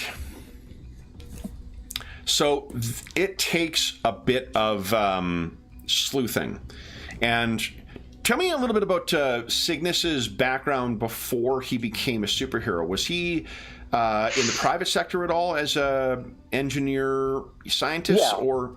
Yeah. That's what he was working on. He was working on is that actually technically what he was working on was alternative energy sources. Oh, okay, cool. And so he was using his knowledge of both physics and engineering to devise some sort of fusion type reactor. So then I think it's reasonable to think that you definitely had your dealings with the what do you call it, venture capitalist set in that thing. If you're in that sort of new technology sector, it's, I imagine, difficult to escape the orbit of that. So that's sort of your starting point of trying to look into this stuff, and what you're able to piece together over the course of your rest of your afternoon, contacting colleagues or former investors or whatnot too. You now have a rough idea of a multinational company that seems to cover at least 14 different subsidiaries, all connected through, very, very clever, shell gaming of different corporations and whatnot, some of which date back to these are corporations that you haven't seen the actual documentation of them, but may date back to like some of the first stock exchanges. All seeming to link back to something owned by a single individual, a closely held corporation. So there's a closely held corporation based out of Italy. I actually do not know whether you can incorporate a company under the broader European banner, or whether it has to be registered in a specific country in the European Union. But in any event, we'll assume that it is an issue of a corporate law that probably doesn't matter in our thing. It does interest me to know whether you can have that.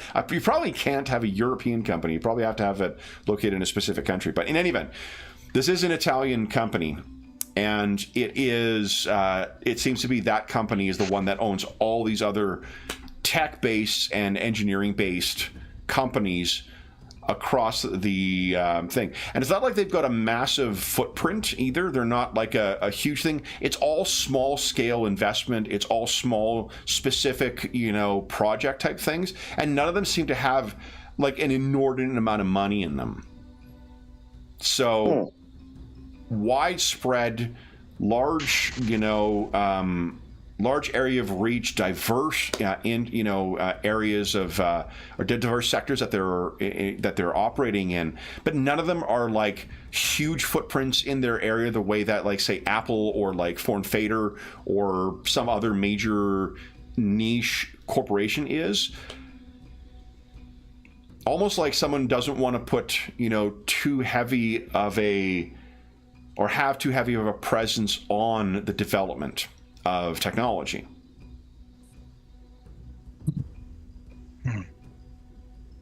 At least widespread technology. Yeah, I was going to say it's like they're casting a wide net with wide holes. A wide net with a soft touch might be a way of thinking of it. Yeah. Right? Yeah, it's like just put a little bit everywhere. Interesting.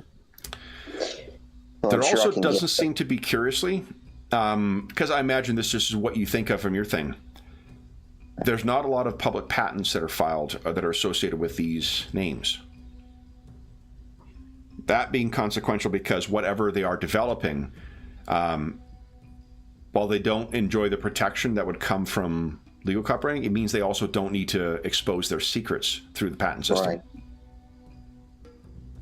Yeah, whatever they're inventing, they're keeping under their hat. Yeah. So it's around when you're finishing up that Warlock is finishing up his thing, his illustration. Bouclier, you're in the in kind of the I think the study where the big fireplace is, and keeping yourself, warm yourself up. When you hear the distinctive kind of like of the door coming open and closing when Mind Warp comes back, just comes flying in. And you can see Bouclier is sitting to big Hudson Bay colors blanket over his shoulders. He looks over and says, "Took you long enough, slowpoke." Yeah, thanks. Says maybe I should go get the other guys. We want to talk about that. Diary you found. And then he says, Yeah. Did you have any issues on the way back? Nah, just a peaceful little community enjoying their vacations. That's all I found. Missed all the subtext. He doesn't say that, but so MacLeod wanders off and collects the other two. Okay. So you go into Warlock's room first, we'll say, and you can see he's done a hell of a job of recreating that thing, but why the fuck did he put those, you may be kind of startled when you come in, because he's included illustrations of the fucking Wendigo. It's like he almost just turns around and goes back out, but he's like, yeah, that nice, actually really, really creepy work there. But Warlock's name is Blaine Stanton, incidentally. Blaine, yeah. Yeah, really creepy work there, Blaine. And sorry, Mind Warp. Mind Warp's name was Blaine? No, Warlock. Warlock's Blaine. name. Mind Warp is Lincoln. Yeah. Lincoln. Yeah, he says, You probably call me Link, though. yeah, Link's back down in the study. And he's looking at that thing again. He just shakes his head and walks out. It says, Okay. So then you poke your head into Cygnus's lab, and what does he find there? Well, when MacLeod pops in, are you just sitting before, you got your multiple screens up and you're... Yeah, he's probably sitting there typing away and spreadsheeting and all kinds of fun stuff. Yeah. And you can see there's a bunch of some of it are tech entry, some of it are pictures of different locations, some of it are corporate filings and stuff. So he looks over, and MacLeod, I guess, says Link is back. yeah, and he has no interest in what's on the screen. It's like, he's like, yeah, and he says, yeah, Link's back down in the study. All right, well, let's go see what he found. So as you guys are coming down the stairs to rejoin with Mind Warp, Dr. Caliburn comes out and says, just in time for dinner, though, Mr. Mansfield, perhaps you could change before? Of course. He's back. Yeah. All right. Actually, MacLeod probably needs a change too. Yeah. All right. So, with you guys sitting down to dinner, Dr. Caliburn is not going to join you. He says he has something to do. So, you now have an opportunity to compare notes and talk about what you wish to do next. Yeah, I'd probably bring up the journal right away and put it on the table as we sit down. If he's not going to join us, I'll tell him that I completed the sketch for him, and if he wanted to stop by my room. Oh, he'll take that. Yeah. Although he's going to use his fancy new phone fader. He snaps a photo of it. No appreciation for art. And he says, you see how easy that works? Brilliant piece of technology. And then he is off to do his research. Welcome to the late 20th century. Yeah. The four of you sit down at dinner. What happens next? Let me find the stats for the turkey mimic first. And then Warlock jabs the turkey with his fork and pulls off a leg and starts eating it because he is starving. Yep. MacLeod is tearing into it too, saying, I hope he made a couple of these.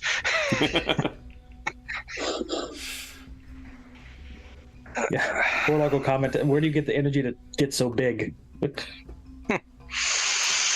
So, Mind Warp, you mentioned you put Lots of the Cheetos. journal down? Yeah, that's correct. I put the journal down so that everybody could take a look at it.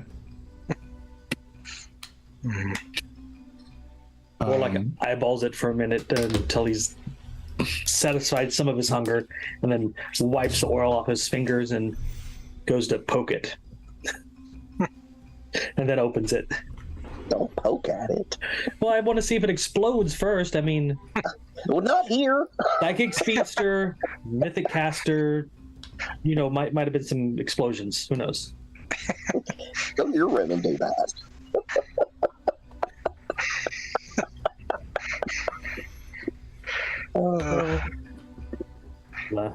Flip it open and see what's within it. Okay. Everyone else is just sitting in silence? MacLeod's like, check the last page, last entry, see if it was before he went into the... Now, Warlock, do you speak French whatsoever? Would that be in the character sheet? No, it would be, I'm fine one way or the other, whether you think your character is from where? From Toronto? Yeah, he's a local Canadian. Well, that... There's 35 million of us, so... Yes, but like 99% of you live I on would the board. assume he's familiar with all number of different languages because of his background in history, so he probably speaks French. Yeah, I think if you're from Toronto, there's a really good chance of you speaking French as well. Yeah. So, if you were from out west, like what Mind Warp is, or Jeff and I are, the chances of it are much less. Yeah. Oh yeah, and Cygnus is from... Although you're from Vancouver, right? Right. Yeah, so Vancouver, probably not French. Yeah. And because of your age, probably not anything else, but like, there are a fair amount that they're not necessarily gets taught in schools or whatnot too, but there's a significant Chinese population in Vancouver. Has been growing out there since the 90s, since the Hong Kong repossession. Yeah, I was trying to wonder if it was Japanese, Chinese. I was thinking something, Asian-ish. Definitely, because especially since the 90s, and then lately too, with before they made changes to housing rules, there was a lot of Chinese expats who were buying properties out there because it was relatively cheap and it was a first stopover. So when I think of Warlock, I think of like northeastern United States, southeastern Canada, so Montreal maybe. Yeah, could be. Could very well be. Yeah, I mean, if he is, what's his name is? Staunton. Blaine Staunton. Yeah, Blaine Staunton. So, I mean, the thing with Montreal is that Montreal, of anywhere in Quebec, Montreal has the largest Anglophone population, and you're most able to get by there without speaking French, but that's fine. My point being is that so you're going to be able to read. That's our Canadian trivia for the session, which I think comes up every fucking session. Why don't you, whether we're playing this or not, I guess, why don't you give us a cult roll, please? A cult. Make sure it's actually a cult this time. There we go. Okay, with Raise. So here's what you know is that for one, there's French in here. There's also a fair amount of very advanced references to alchemical principles and other alchemists, where there's like shorthands you're going to have to reference, cross-reference, where you're expected to understand formulae from some other thing, and it's encrypted. So it's something you're going to be able to dig into, but you will need to spend a fair chunk of time with this in order to properly decode whatever is actually in here. There's also something else that because you rolled well, there's two other bits of information I'll give you. For one, it is there's a story. This might be apocryphal, but in our world of this game, probably true. That one of the things that the great beast, Aleister Crowley himself, left behind was a bit of revenge on those who would follow in his path. So in the workings and notes and whatnot he put forward, it's rumored he put traps, inconsistencies. So if you tried to follow his recipes or follow his whatever else too, he left things just wrong enough that you'll get a result, but it most certainly will not be the one that you intend. In our world, there is a folk story about an occultist blowing himself up in his garage trying to follow Crowley's notes. And we can't know whether or not that it was just him being careless or whether it was the revenge of Crowley. But that is at least one reputation. And given what Dr. Caliburn told you about our Professor Foucault, do you think he would be the type to do the same thing? Absolutely. So there's that. The other thing, there are runic markings in here that seem to be new. Assuming that whoever was the original author of this did not have access to a felt tip or ballpoint pen, then these are relatively new markings. So they may be of significance as well. Any of them resemble the markings on that gate that we found? Give us a smarts roll, please. I'm trying to see if you remember what specifically was on the gate as compared to this. There it is, smarts. You're pretty confident at least one or two of these were replicated on there. It's tough to remember. The runes in kind of like popular fiction are thought of as like, oh, they're things of power and whatnot too, but it's also a language. Yeah. So it could very well be also like a way of marking down information or reminders or whatnot. So as Warlock's, going through this, he has a tendency to talk to himself out loud as he's thinking through his processes. So as he's doing this, he's muttering what he's finding to the group. Makes it very annoying to study with him, but if you're looking for a breakdown... I'm going to go get my own room at the library, so you just keep on fucking going. What are the rest of you? So as Warlock's going through this, what's everyone else thinking?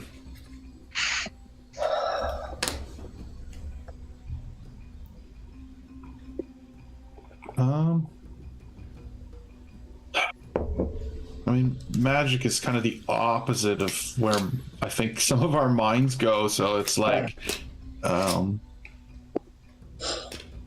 don't know. How would we decide who to talk to? Like, maybe we need to make like a little chart, the dangers of interacting with each of these versus, the... Why don't I put all four options in chat for you here, so you got... Yeah, like we're almost like making a pros and cons list is what I imagine. Mm-hmm.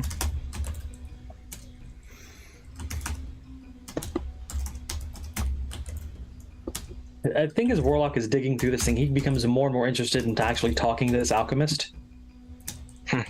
Because it's like he's there's an itch that's growing in his mind he wants to scratch. Kind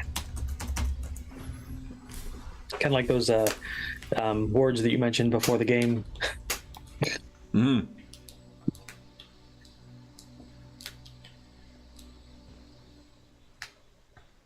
Testing Emily for Dr. Cryptic. Okay, so I mean, well, Colt is a criminal and a tricky person. We know he's going to be dangerous that way. I'm again missing an accent on there on the last E, but it's La Sante Prison. You can find some pretty fucking cool. I've got a photograph of it too, but you can find some pretty awesome images of it online. Oh, I read about the prisoners that had been kept there. It's pretty cool, eh? When you said it, I went and looked at it. I was like, oh, hello. It's a pretty cool thing, and it's a really interesting. I'll put, you know what? So rather than tell, why don't I show? So this is an aerial view of La Sante. Oh, but that's a better picture than the one. Oh yeah, the one I had was much closer to ground. So yeah, that's a completely different angle from the one I saw. It's in the southern part of Paris in arrondissement. I can't remember how to say 14 in French. That looks like a somewhere. My French teacher from junior high school, Ms. Atkins, is just like, fucking Madison, come on. Notice that kind of looks like a runic symbol of some sort. It's probably the household of spellcasters inside. If you're looking into the Cygnus, do you happen to notice the name of the architect who built? Yes, I did. I can't remember what his last name was, but I remember his first name. Don't be Crowley. Don't be Crowley. What was his first name? It was It was Auguste Emile. I can't remember what his last name was in the Wikipedia, but it wasn't Foucault. But yeah. Well, that is Foucault himself. Foucault. Yeah, I Wikipedia look stuff up while we're playing. It's like Churchill. When you mentioned Churchill, I was like, oh, I got to find out about this place. It's honestly, I got it. Like as an aside, it's one of the things that makes doing this kind, like incorporating this kind of stuff into the campaign so much more rewarding, right? Yeah. It's although it's hardly surprising that as comic fans we like finding Easter eggs. So Totally. Yeah. Yeah.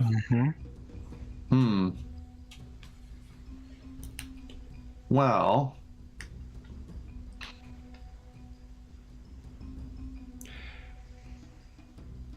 What is the strategy here?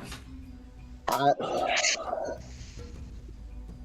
share with everybody what I found out doing my research about theoretically what I think might be shell corporations, that Archimedes might actually be the person behind all of it. I think he's, out of all of them, I think he's going to be the least antagonistic.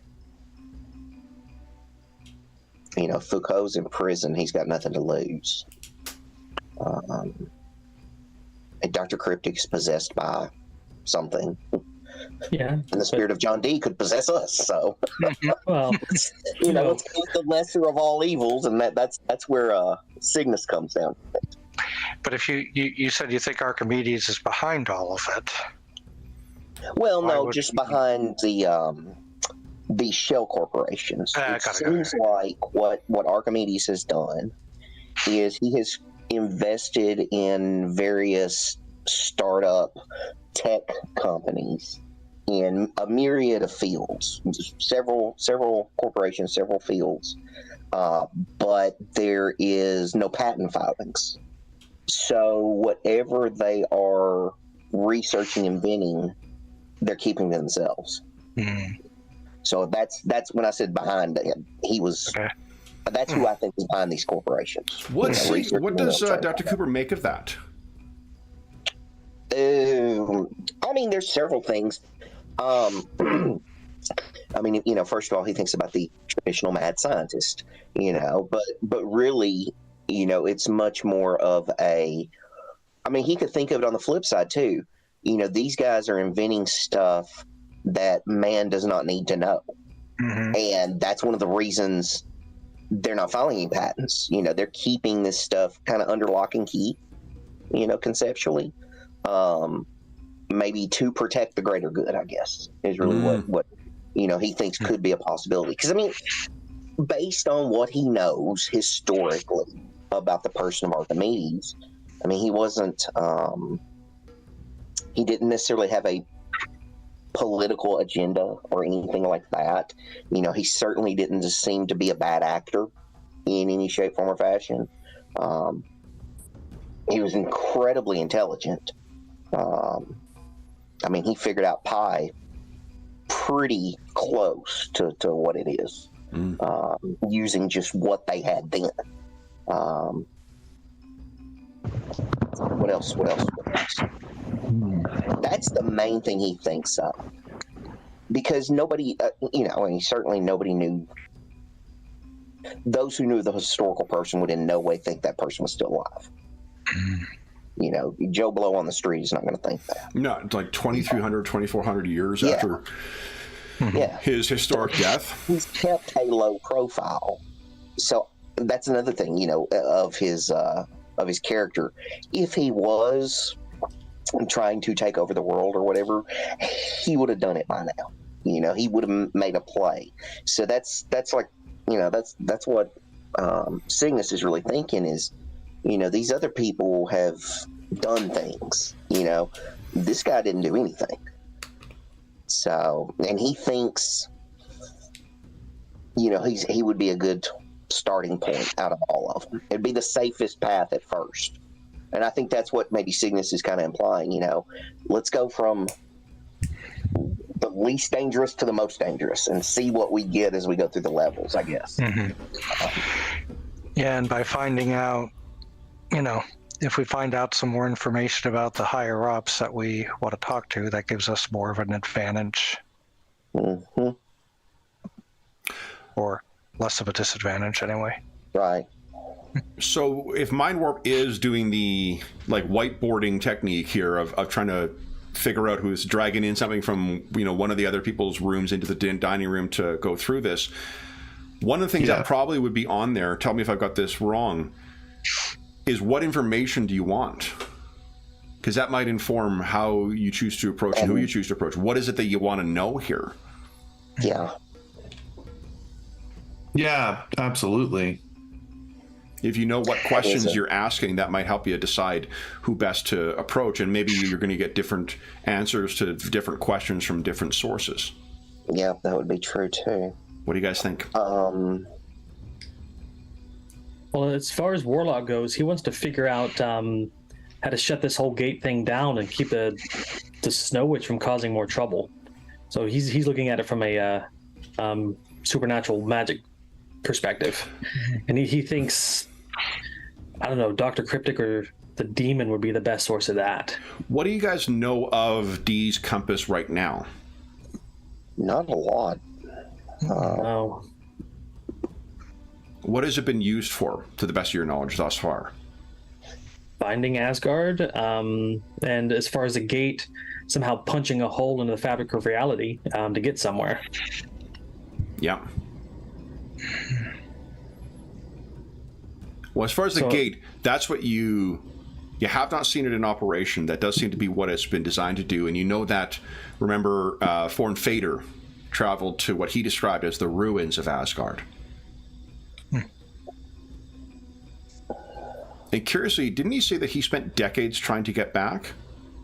Mm-hmm. Yeah. What does that suggest about the compass? It's a one-way thing?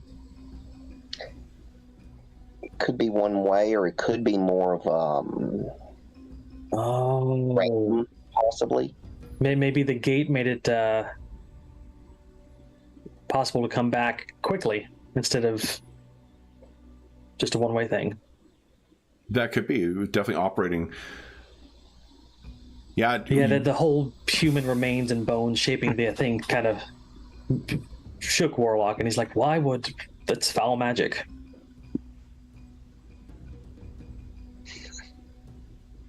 Though I guess in retrospect, he didn't ask Forn Fader specifically how he made use of the compass before. Yeah. No, we did not. So that's your current operating level of knowledge as far as what the thing is capable of. Where is the White Witch? Do you know? Or No. No, but I assume she'll be coming after us shortly since we have this thing. They haven't had problems locating the device.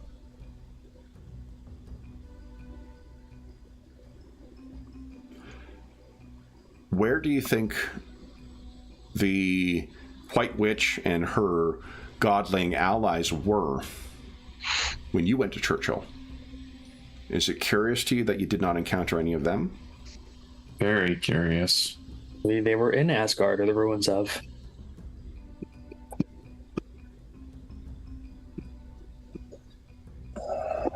I wonder if the Lindworm was left as a protector of the gate. Could serve as both the power source and the protector. Maybe we should look up like some weird weather phenomenon, because we know the Snow Witch likes to mess with the cold and ice, and see if that might give us some hints to where she might possibly could be. Insert climate change joke here. Yeah. Let's see. Weird wet. Oh, fuck. Oh, so it's magic. No, you could distinguish between, Oh, yeah. the two. So that's a good idea, John. I didn't mean to make light of it. No, I was like, it's not human, it's supernatural. Yeah. And you would be able to, I think, given your background too, like you'd be able to read between the lines of like, oh, that's clearly something, more. Okay. So what is it you wish to know? What do you need to know, guys? And more to the point, what do you want to do? What is it you're trying to do? Are you just waiting to keep this thing safe and then going on with your superheroing, or? I think. I mean, it is a historical artifact to some extent, but I hedge to say we should just flat out destroy it because of that. I think we need to maybe figure out a way to drain the energy, I guess. Would kind of be maybe how Cygnus was thinking of it. How do you make it inert, for lack of a better way to say? So because once you remove that, then like I said, it's just a historical artifact. That's all it is. It's okay. This is something that's from history, and we put it in a museum, and we look at it, and nobody tries to steal it because it can't open up portals to other dimensions anymore. That's where his mind is. Okay. So with our little anecdote about the great beast Aleister Crowley in mind, what do you think about the creator of this thing may have done? How do you think you might destroy it safely? Cygnus, you know any good black holes we can toss this thing into? Oh, that's going to destroy it, but not necessarily in a good way. Well, I think about it in cognitively, how Cygnus thinks about it. And he thinks about it like a bomb. Like a bomb. Yes, it's a lot of high explosives, but high explosives are inert. It's that little bitty detonator that's the dangerous part. And so that's kind of where he's thinking. He's like, if I can just get that detonating part out, if I can just get that portal opening part away from this thing, turn it off, get rid of it. I mean, right now, I think he probably is much more of, hey, that's on, Warlock and Caliburn. Warlock will say, I think you're thinking too scientifically about this thing. This thing is made of magic. It's left an imprint in the universe. If anything wants to use it, it just has to get a hold of it and figure out how. Yes, but it's still just a piece of metal also. Is it? Most certainly. It's definitely, because I can touch it, I can feel it. It's metallic. It shares all those properties. In this physical universe, but what about it beyond it? I think that's probably part of Cygnus's mindset too, is that, just because Warlock can cast spells, he's still human. He thinks of magic in those terms. Maybe. Magic is something that is layered onto something else. It's not, what do you call it? Something out of nothing. Sui generis is the phrase you're looking for. I was thinking is that the Latin? Yeah. Okay. I was thinking like creation ex nihilo or something. I don't know. I think Warlock sees magic more as a living thing itself that is just it's something you can grab a hold of and make do stuff. I think it infuses the things it comes in contact with, and it doesn't never leave something untouched. Sui generis is its own thing. As soon as I said it, I'm like, I think I might have that wrong. Sui generis, of its own kind. Nothing else is like it. It doesn't mean from nothing.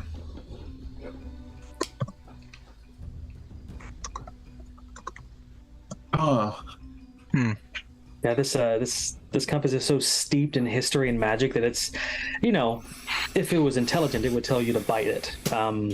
So this thing could be alive on one sort of level or another. Okay. Creatio ex nihilo. Yeah, there we go. That's what I was thinking. Yeah. From something, nothing. Yeah. Yeah. Warlock thinks we should just destroy it. Render it to, what's your phrase, subatomic particles and disassemble them completely. Okay. You see him closing his phone as he looked up that phrase and tucks it into his pocket. I mean, as long as you think it won't explode, sure. Oh, explosion is that is an interesting point. So, Cygnus, I don't think. Have you had an opportunity to actually scan this thing? No, and that was something I was thinking of while you're sitting here. I was like, I really would like to take this to a lab. Yeah. And at least, do an X-ray, maybe do some NDT is what we call it, non-destructive testing. Yeah. Okay. So if you wish, we've talked about how your armor condenses down into, I can't remember if it was a ring or a wristband. Yeah, we changed it to a watch. Oh, a watch. Right. So you could, if you want, like while you're sitting here talking about this stuff, you've got this sitting on the table as well.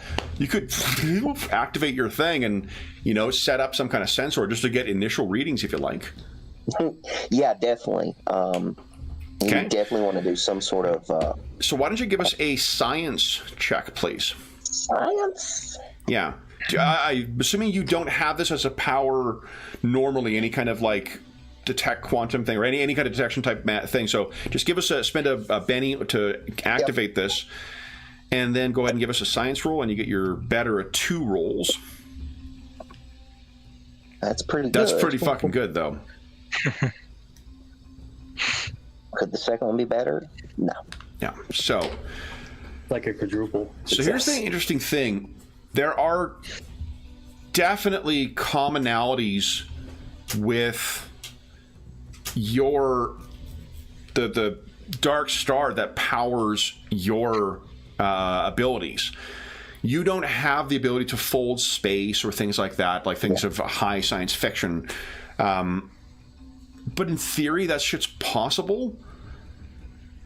And with 2 raises out of that, at least 3 raises,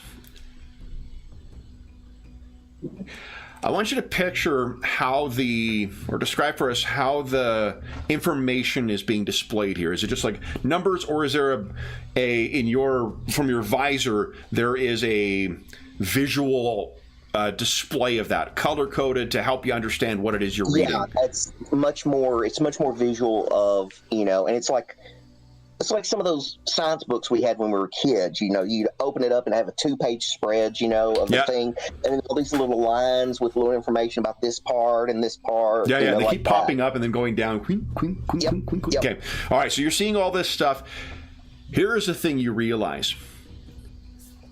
Now, whether this has been the case since you encountered this thing the first time, whether it changed at some point over the various bizarre paranormal expressions of power that you've been exposed to through the portals in Ravenscrag, through the magic that you've encountered, through Warlock's own sorceries. But there are ways that your dark star are now intertwined with this thing. Mm-hmm.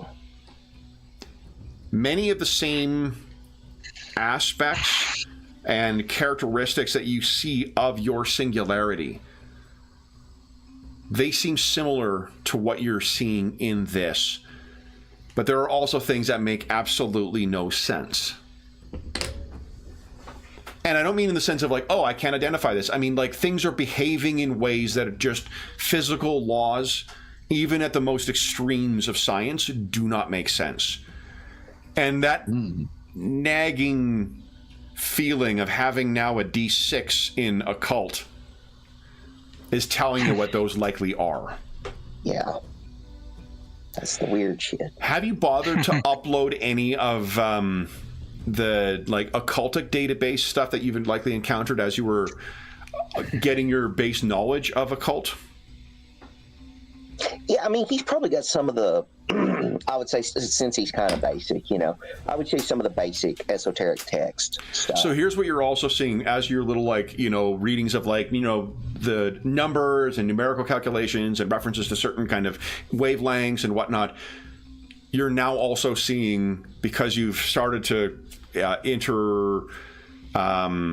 interlock those 2 different kind of databases, you're seeing traditional mythic symbols and other things showing up in that, and references to occultic texts, formulae in particular. You're still not ready to go all the way into where Warlock is, his part of that that Venn diagram, but it's starting to show some of that stuff as well. So obviously it was made in a certain way, and that was a physical. But there's also a inherent magical component. And whatever is the power at the core of this, if it can truly be called that, it seems to be interacting and interconnected with your singularity. Well, wonderful. That's either really good or really bad. And I've played in Kevin's games before. There is a second thing that seemed to have come from that singularity that you can think of as well. Yeah. So, curious that thing made its first appearance the first time you interacted with the White Witch's magics. Or Dee's compass, because they were both present in that same... Yeah, they were... Yep, they were both nearby, because we had just gotten on the scene. You had... And I mean, that was like... that was the first issue. Issue number 1. Yeah, that was the first issue, because it was before we had even moved into that next spot. I think we were still fighting the Wendigo at that point. When Singularity showed up because of... Yep. You were thinking that it was Mind Warp's interaction with your power. What's your hypothesis now? Well, perhaps it's... perhaps it's an agent of change. It definitely warps space-time, obviously, because that's, I know the singularity, the micro-singularity, that warps space-time by definition. So this thing also performs that type of function. It's not a result of super dense mass. It's a result of the magical underpinnings behind it. And also, Cygnus thinks it's not just the magic. He thinks it did have to be this compass that was forged this way. It's not like it would just be on, a ring or something. It is very much the physical nature of it is an important part of it. But it doesn't seem...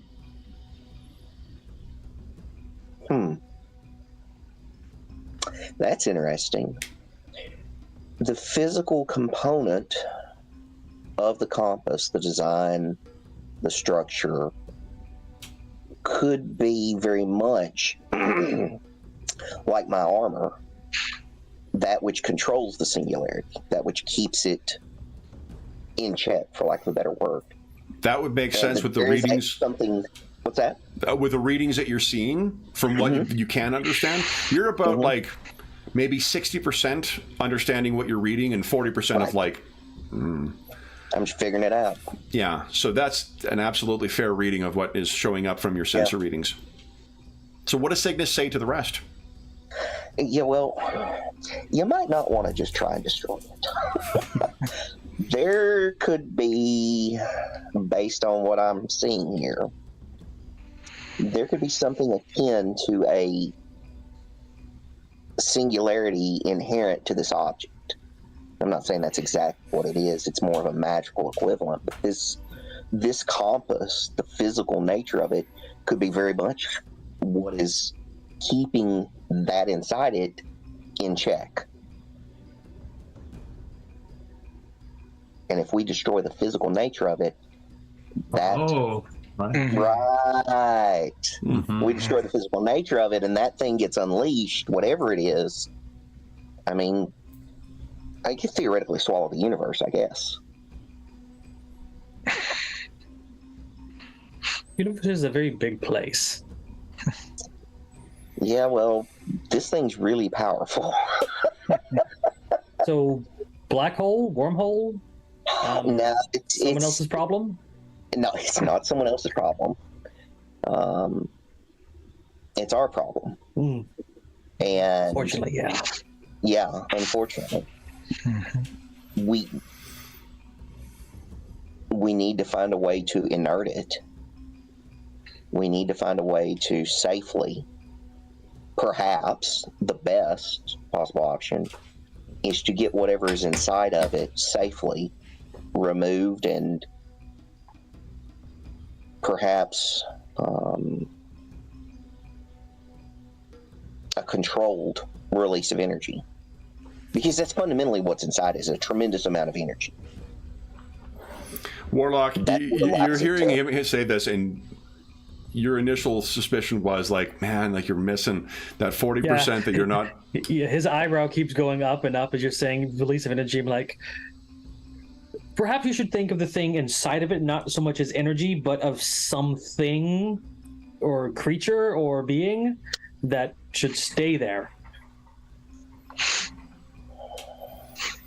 Well, if you stay there, then it's going to continue to be a threat. Mm-hmm. But if it gets out, Yeah. we need to find the biggest, deepest, darkest hole and just lose it. Somebody can still get down there. You would have to fold it away and And to be clear, you guys are likely aware of this too, but just to put a point on it, which of you, if either of you are correct about this assessment, is not. This is what your two perspectives are on this. What the actual truth is remains to be seen. Fair. So, Bouclier and Mind Warp, what do you make of this back and forth between the scientist and the sorcerer? And is that the ultimate goal here, which will help inform your questions? How do we destroy this thing? How do we hide this thing? Or is there a different goal?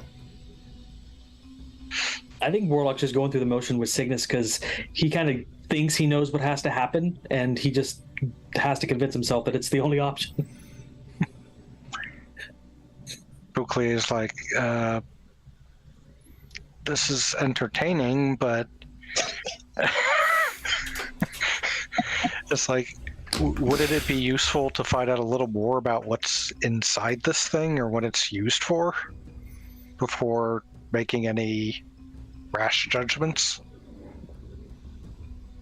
As somebody who gazes into the abyss more often than he'd like, there's some kind of knowledge that you don't want. I think we have to confirm which is true to decide our path, whether we should destroy it or whether we should seal it away somewhere. Those are very different goals, and I think we need to understand the compass to know which is the correct path, which leads to speaking to Dr. Or is he a doctor? No, or just the... John D. But what was he in life before he was demon-possessed? Doctor. Dr. Okay, he was a doctor. That's what I thought. Yeah. And Dr. Cryptid, I don't think he's so much demon-possessed as there's just a ancient being in him.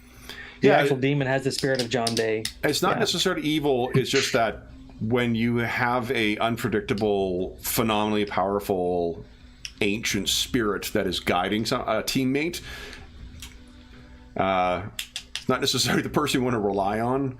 So what Warlock would like to do is, I mean, he's torn between Dr. Cryptic and the demon that has the spirit of John D, because this thing is old, if anything. It's been around a while, and we need to talk to some old things to get a better idea of what it is. Maybe Auguste could, maybe help us in the end about how to transmute this thing into something harmless. I don't know what, maybe Crowley left secrets behind. But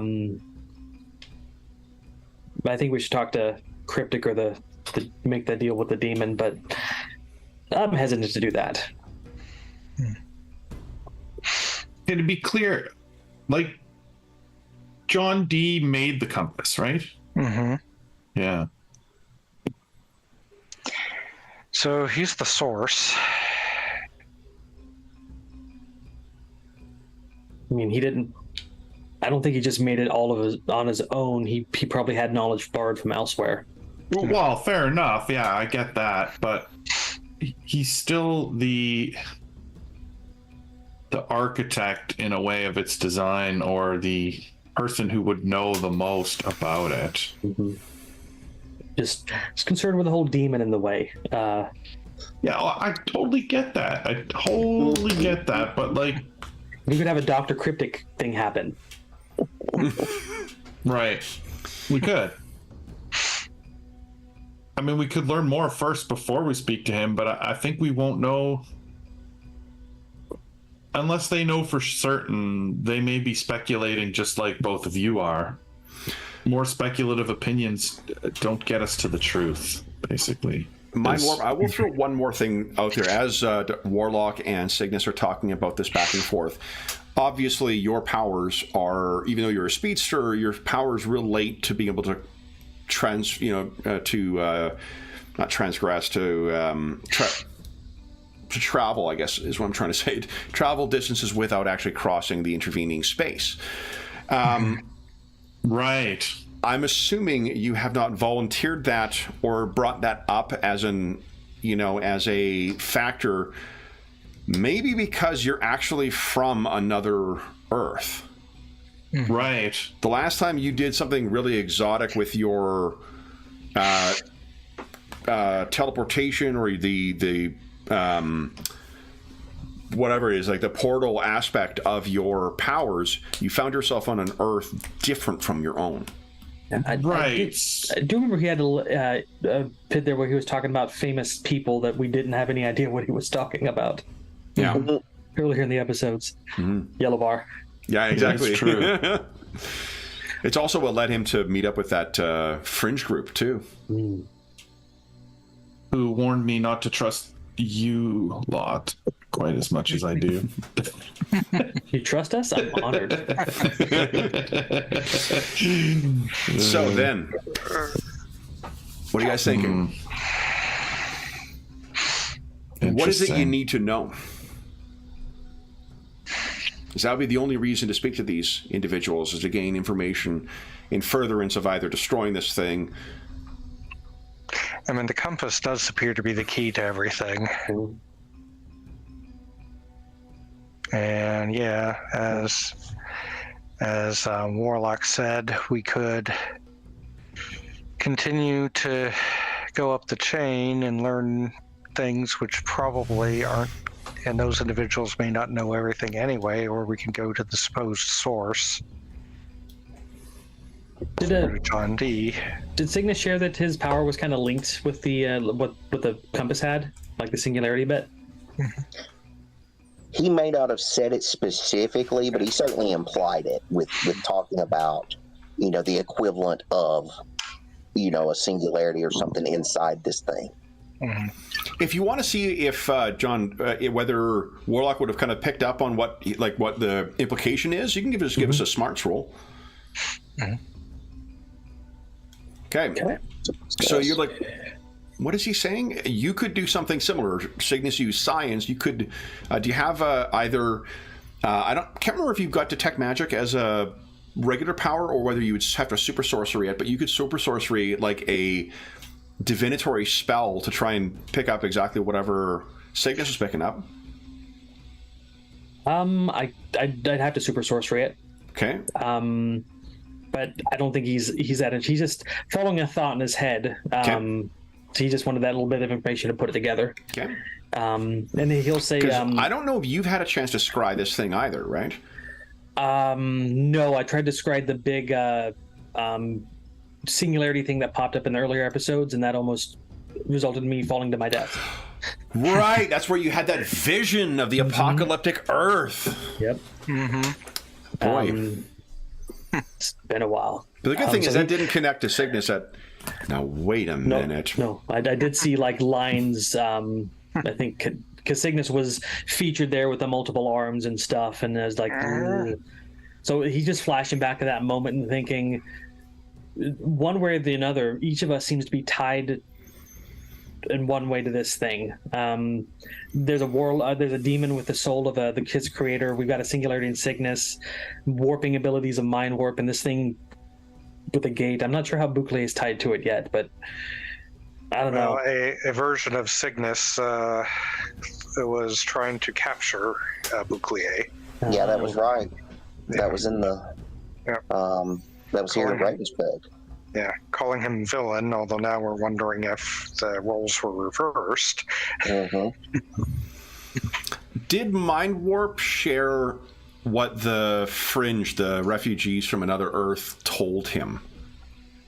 I know, player-wise, you guys are aware of this. I'm just trying to remember if he did actually say, this is what, and because you would have heard when you returned from your kind of sojourn about this other version of Cygnus arriving and about treating Bouclier as a villain.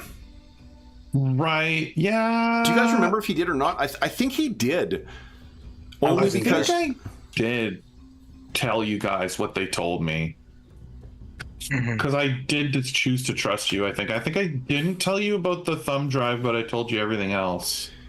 Yeah, because I think one of the things that Caliburn pointed out, they were thinking like, oh, maybe in these other realities, Bouclier is a villain. You know, he didn't stumble across the right path. And then when you heard that, you're like, you know what? Maybe Bouclier is actually a hero in all dimensions, and it's Cygnus who might be a villain. Mm-hmm. Mm-hmm. But yeah. So Bouclier says, you know, I'm leaning towards the spirit of John Dee. My only concern is that I can't punch it. You could probably punch the demon that has him. You want to know one tiny bit of good news, though, Bouclier? Yeah. So long as legend holds true, there's no one to go. Hell is not cold. Oh, that's true. You got a point there. Yep.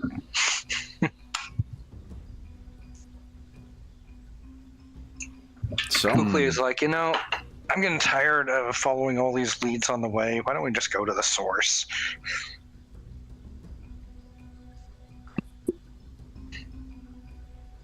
He says, but you guys, I'm willing to go along too if there's something to punch. I hate to admit, Bouclier may be right. It's just Warlock is expressively not liking the idea of going there. Mm-hmm. Not that he doesn't, you know, it's a good idea. He just. Yeah. Oh, I don't blame you. Well, let me just remind you that his signature attack is called Hellfire Blast. Mm-hmm. Maybe hint towards where he's learned some of his magic from. Mm-hmm.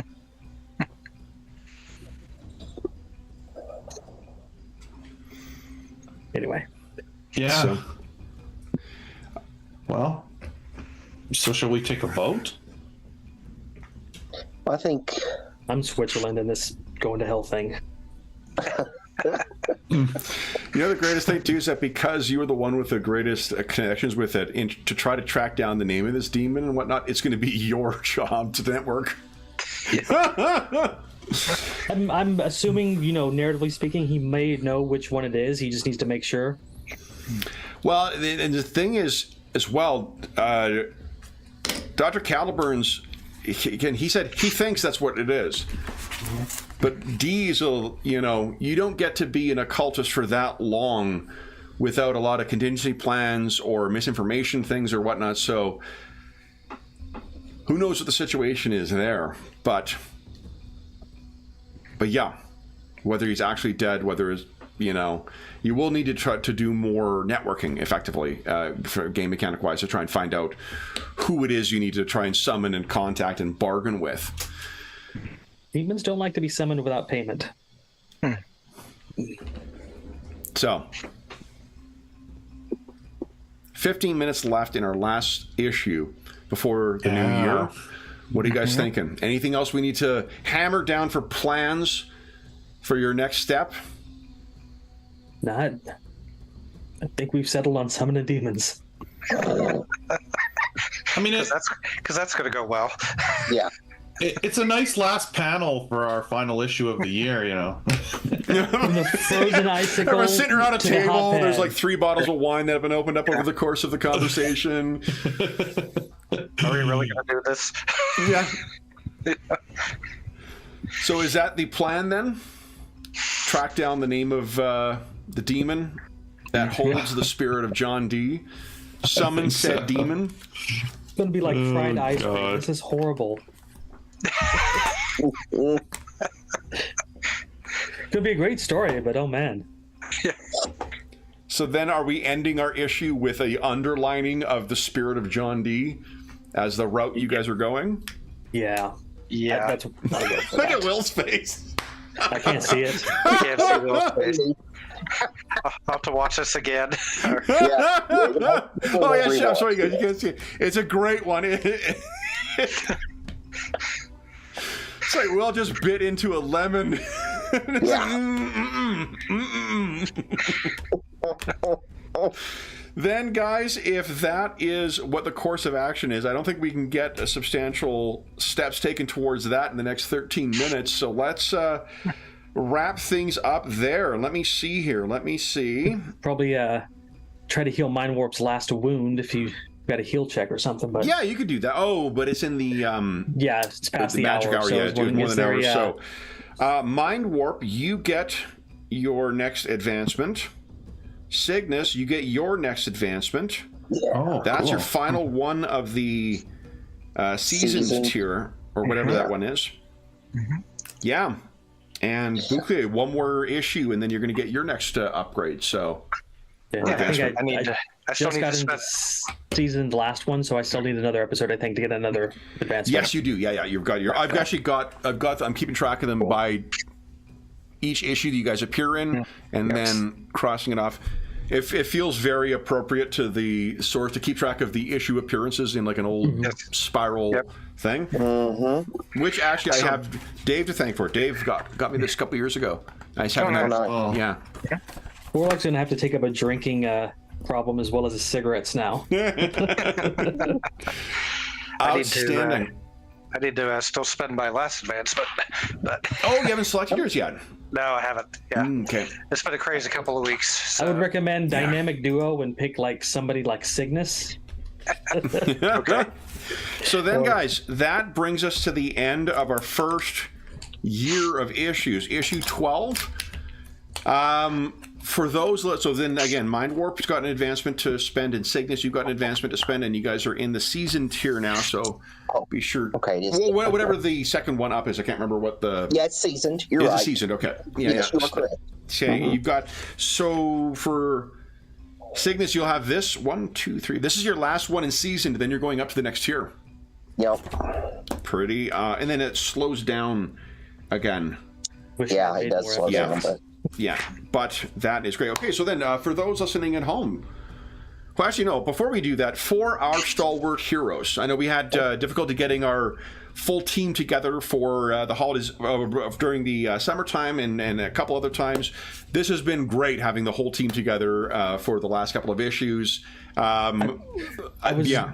was noticing during the session that we have representative of the body, of magic, of technology, and the mind, and I'm like, that is a great team there. Yeah.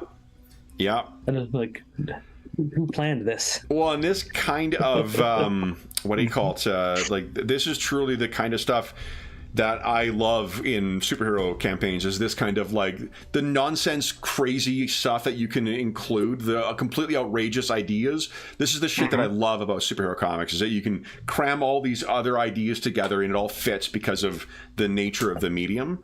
And you guys are doing such a great job of embracing that stuff and leaning into it. So thank you very much. That was my long way of saying thank you very, very much to the players in this campaign. This has been, having an ongoing superhero campaign has been a white whale for a very, very long time.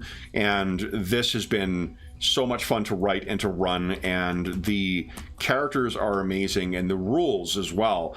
Anytime I need to have a reminder of how much fucking fun I have running Savage Worlds, we just need to have a session where we do something wild, you know? So I was thinking back to the other Savage games that I've played. They feel like they've all built up to where, like, I really resonate with Warlock in this game. It's like, it's a great character. That's awesome. Cygnus is great, and Boucle, man. I never thought of the idea of somebody getting hit and getting big and smashing things, but you know, there's the Hulk, but you're not the Hulk. Nope. It's an awesome That's great. Power set that you've got for Boucle. It's so unconventional. And Somebody hit me. Whack. Didn't mean to hit you that hard. Yeah. Well, and Mind Warp is a great twist on the speedster conceit, right? And Cygnus is just is such a neat way of rooting a super science style character. Because you get to have all the fun of all the wild speculation with superhero science without with a very neat, you know, MacGuffin thing of, or not something MacGuffin I'm using for it, but the explanation for everything behind, like quantum science, you know? Yeah, it's, you know, you start getting down to that stuff, and You know, sufficiently advanced technology is indistinguishable from magic. And what lays below the quantum realm is the stuff of magic. Then, all right. So then, this is, as I mentioned, our final session of the 2023. We'll be back in the new year with more issues, but not in 2 weeks' time. I can't remember when the first issue is, or for the next issue is. But we always post a schedule on the YouTube channel on the community tab or the community channel on Sunday nights, and then we are playing some other games over the holidays, but we'll be back to this in 2024 with our second year of issues, I suppose. Until then, as is always the case for those at home, if you have any comments, questions, or concerns regarding the session, the campaign, or the game we're playing, please don't hesitate to leave a comment in the comment section down below, and I'll endeavor to reply in a timely fashion. I'm going to get caught up in all my comments that I have fallen behind on over the holidays. There is also a link down below to something called there is a link down below to the Dungeon Musings Discord server, where we have a channel dedicated to Savage Worlds, and most of the other campaigns we run on the channel, most of the games we run on the channel. And in addition to that, there's also a ton of great people over there who occupy or are very active on the Finder group, or the DM discussion, or the virtual tabletop discussion. It's a really fun and welcoming community that's built up over the years over there, and you are more than welcome to join us. There's also a link down below to our friends at Noble Knight Games. Noble Knight Games are the preeminent unionized retailer of hard-to-find and out-of-print RPGs in North America.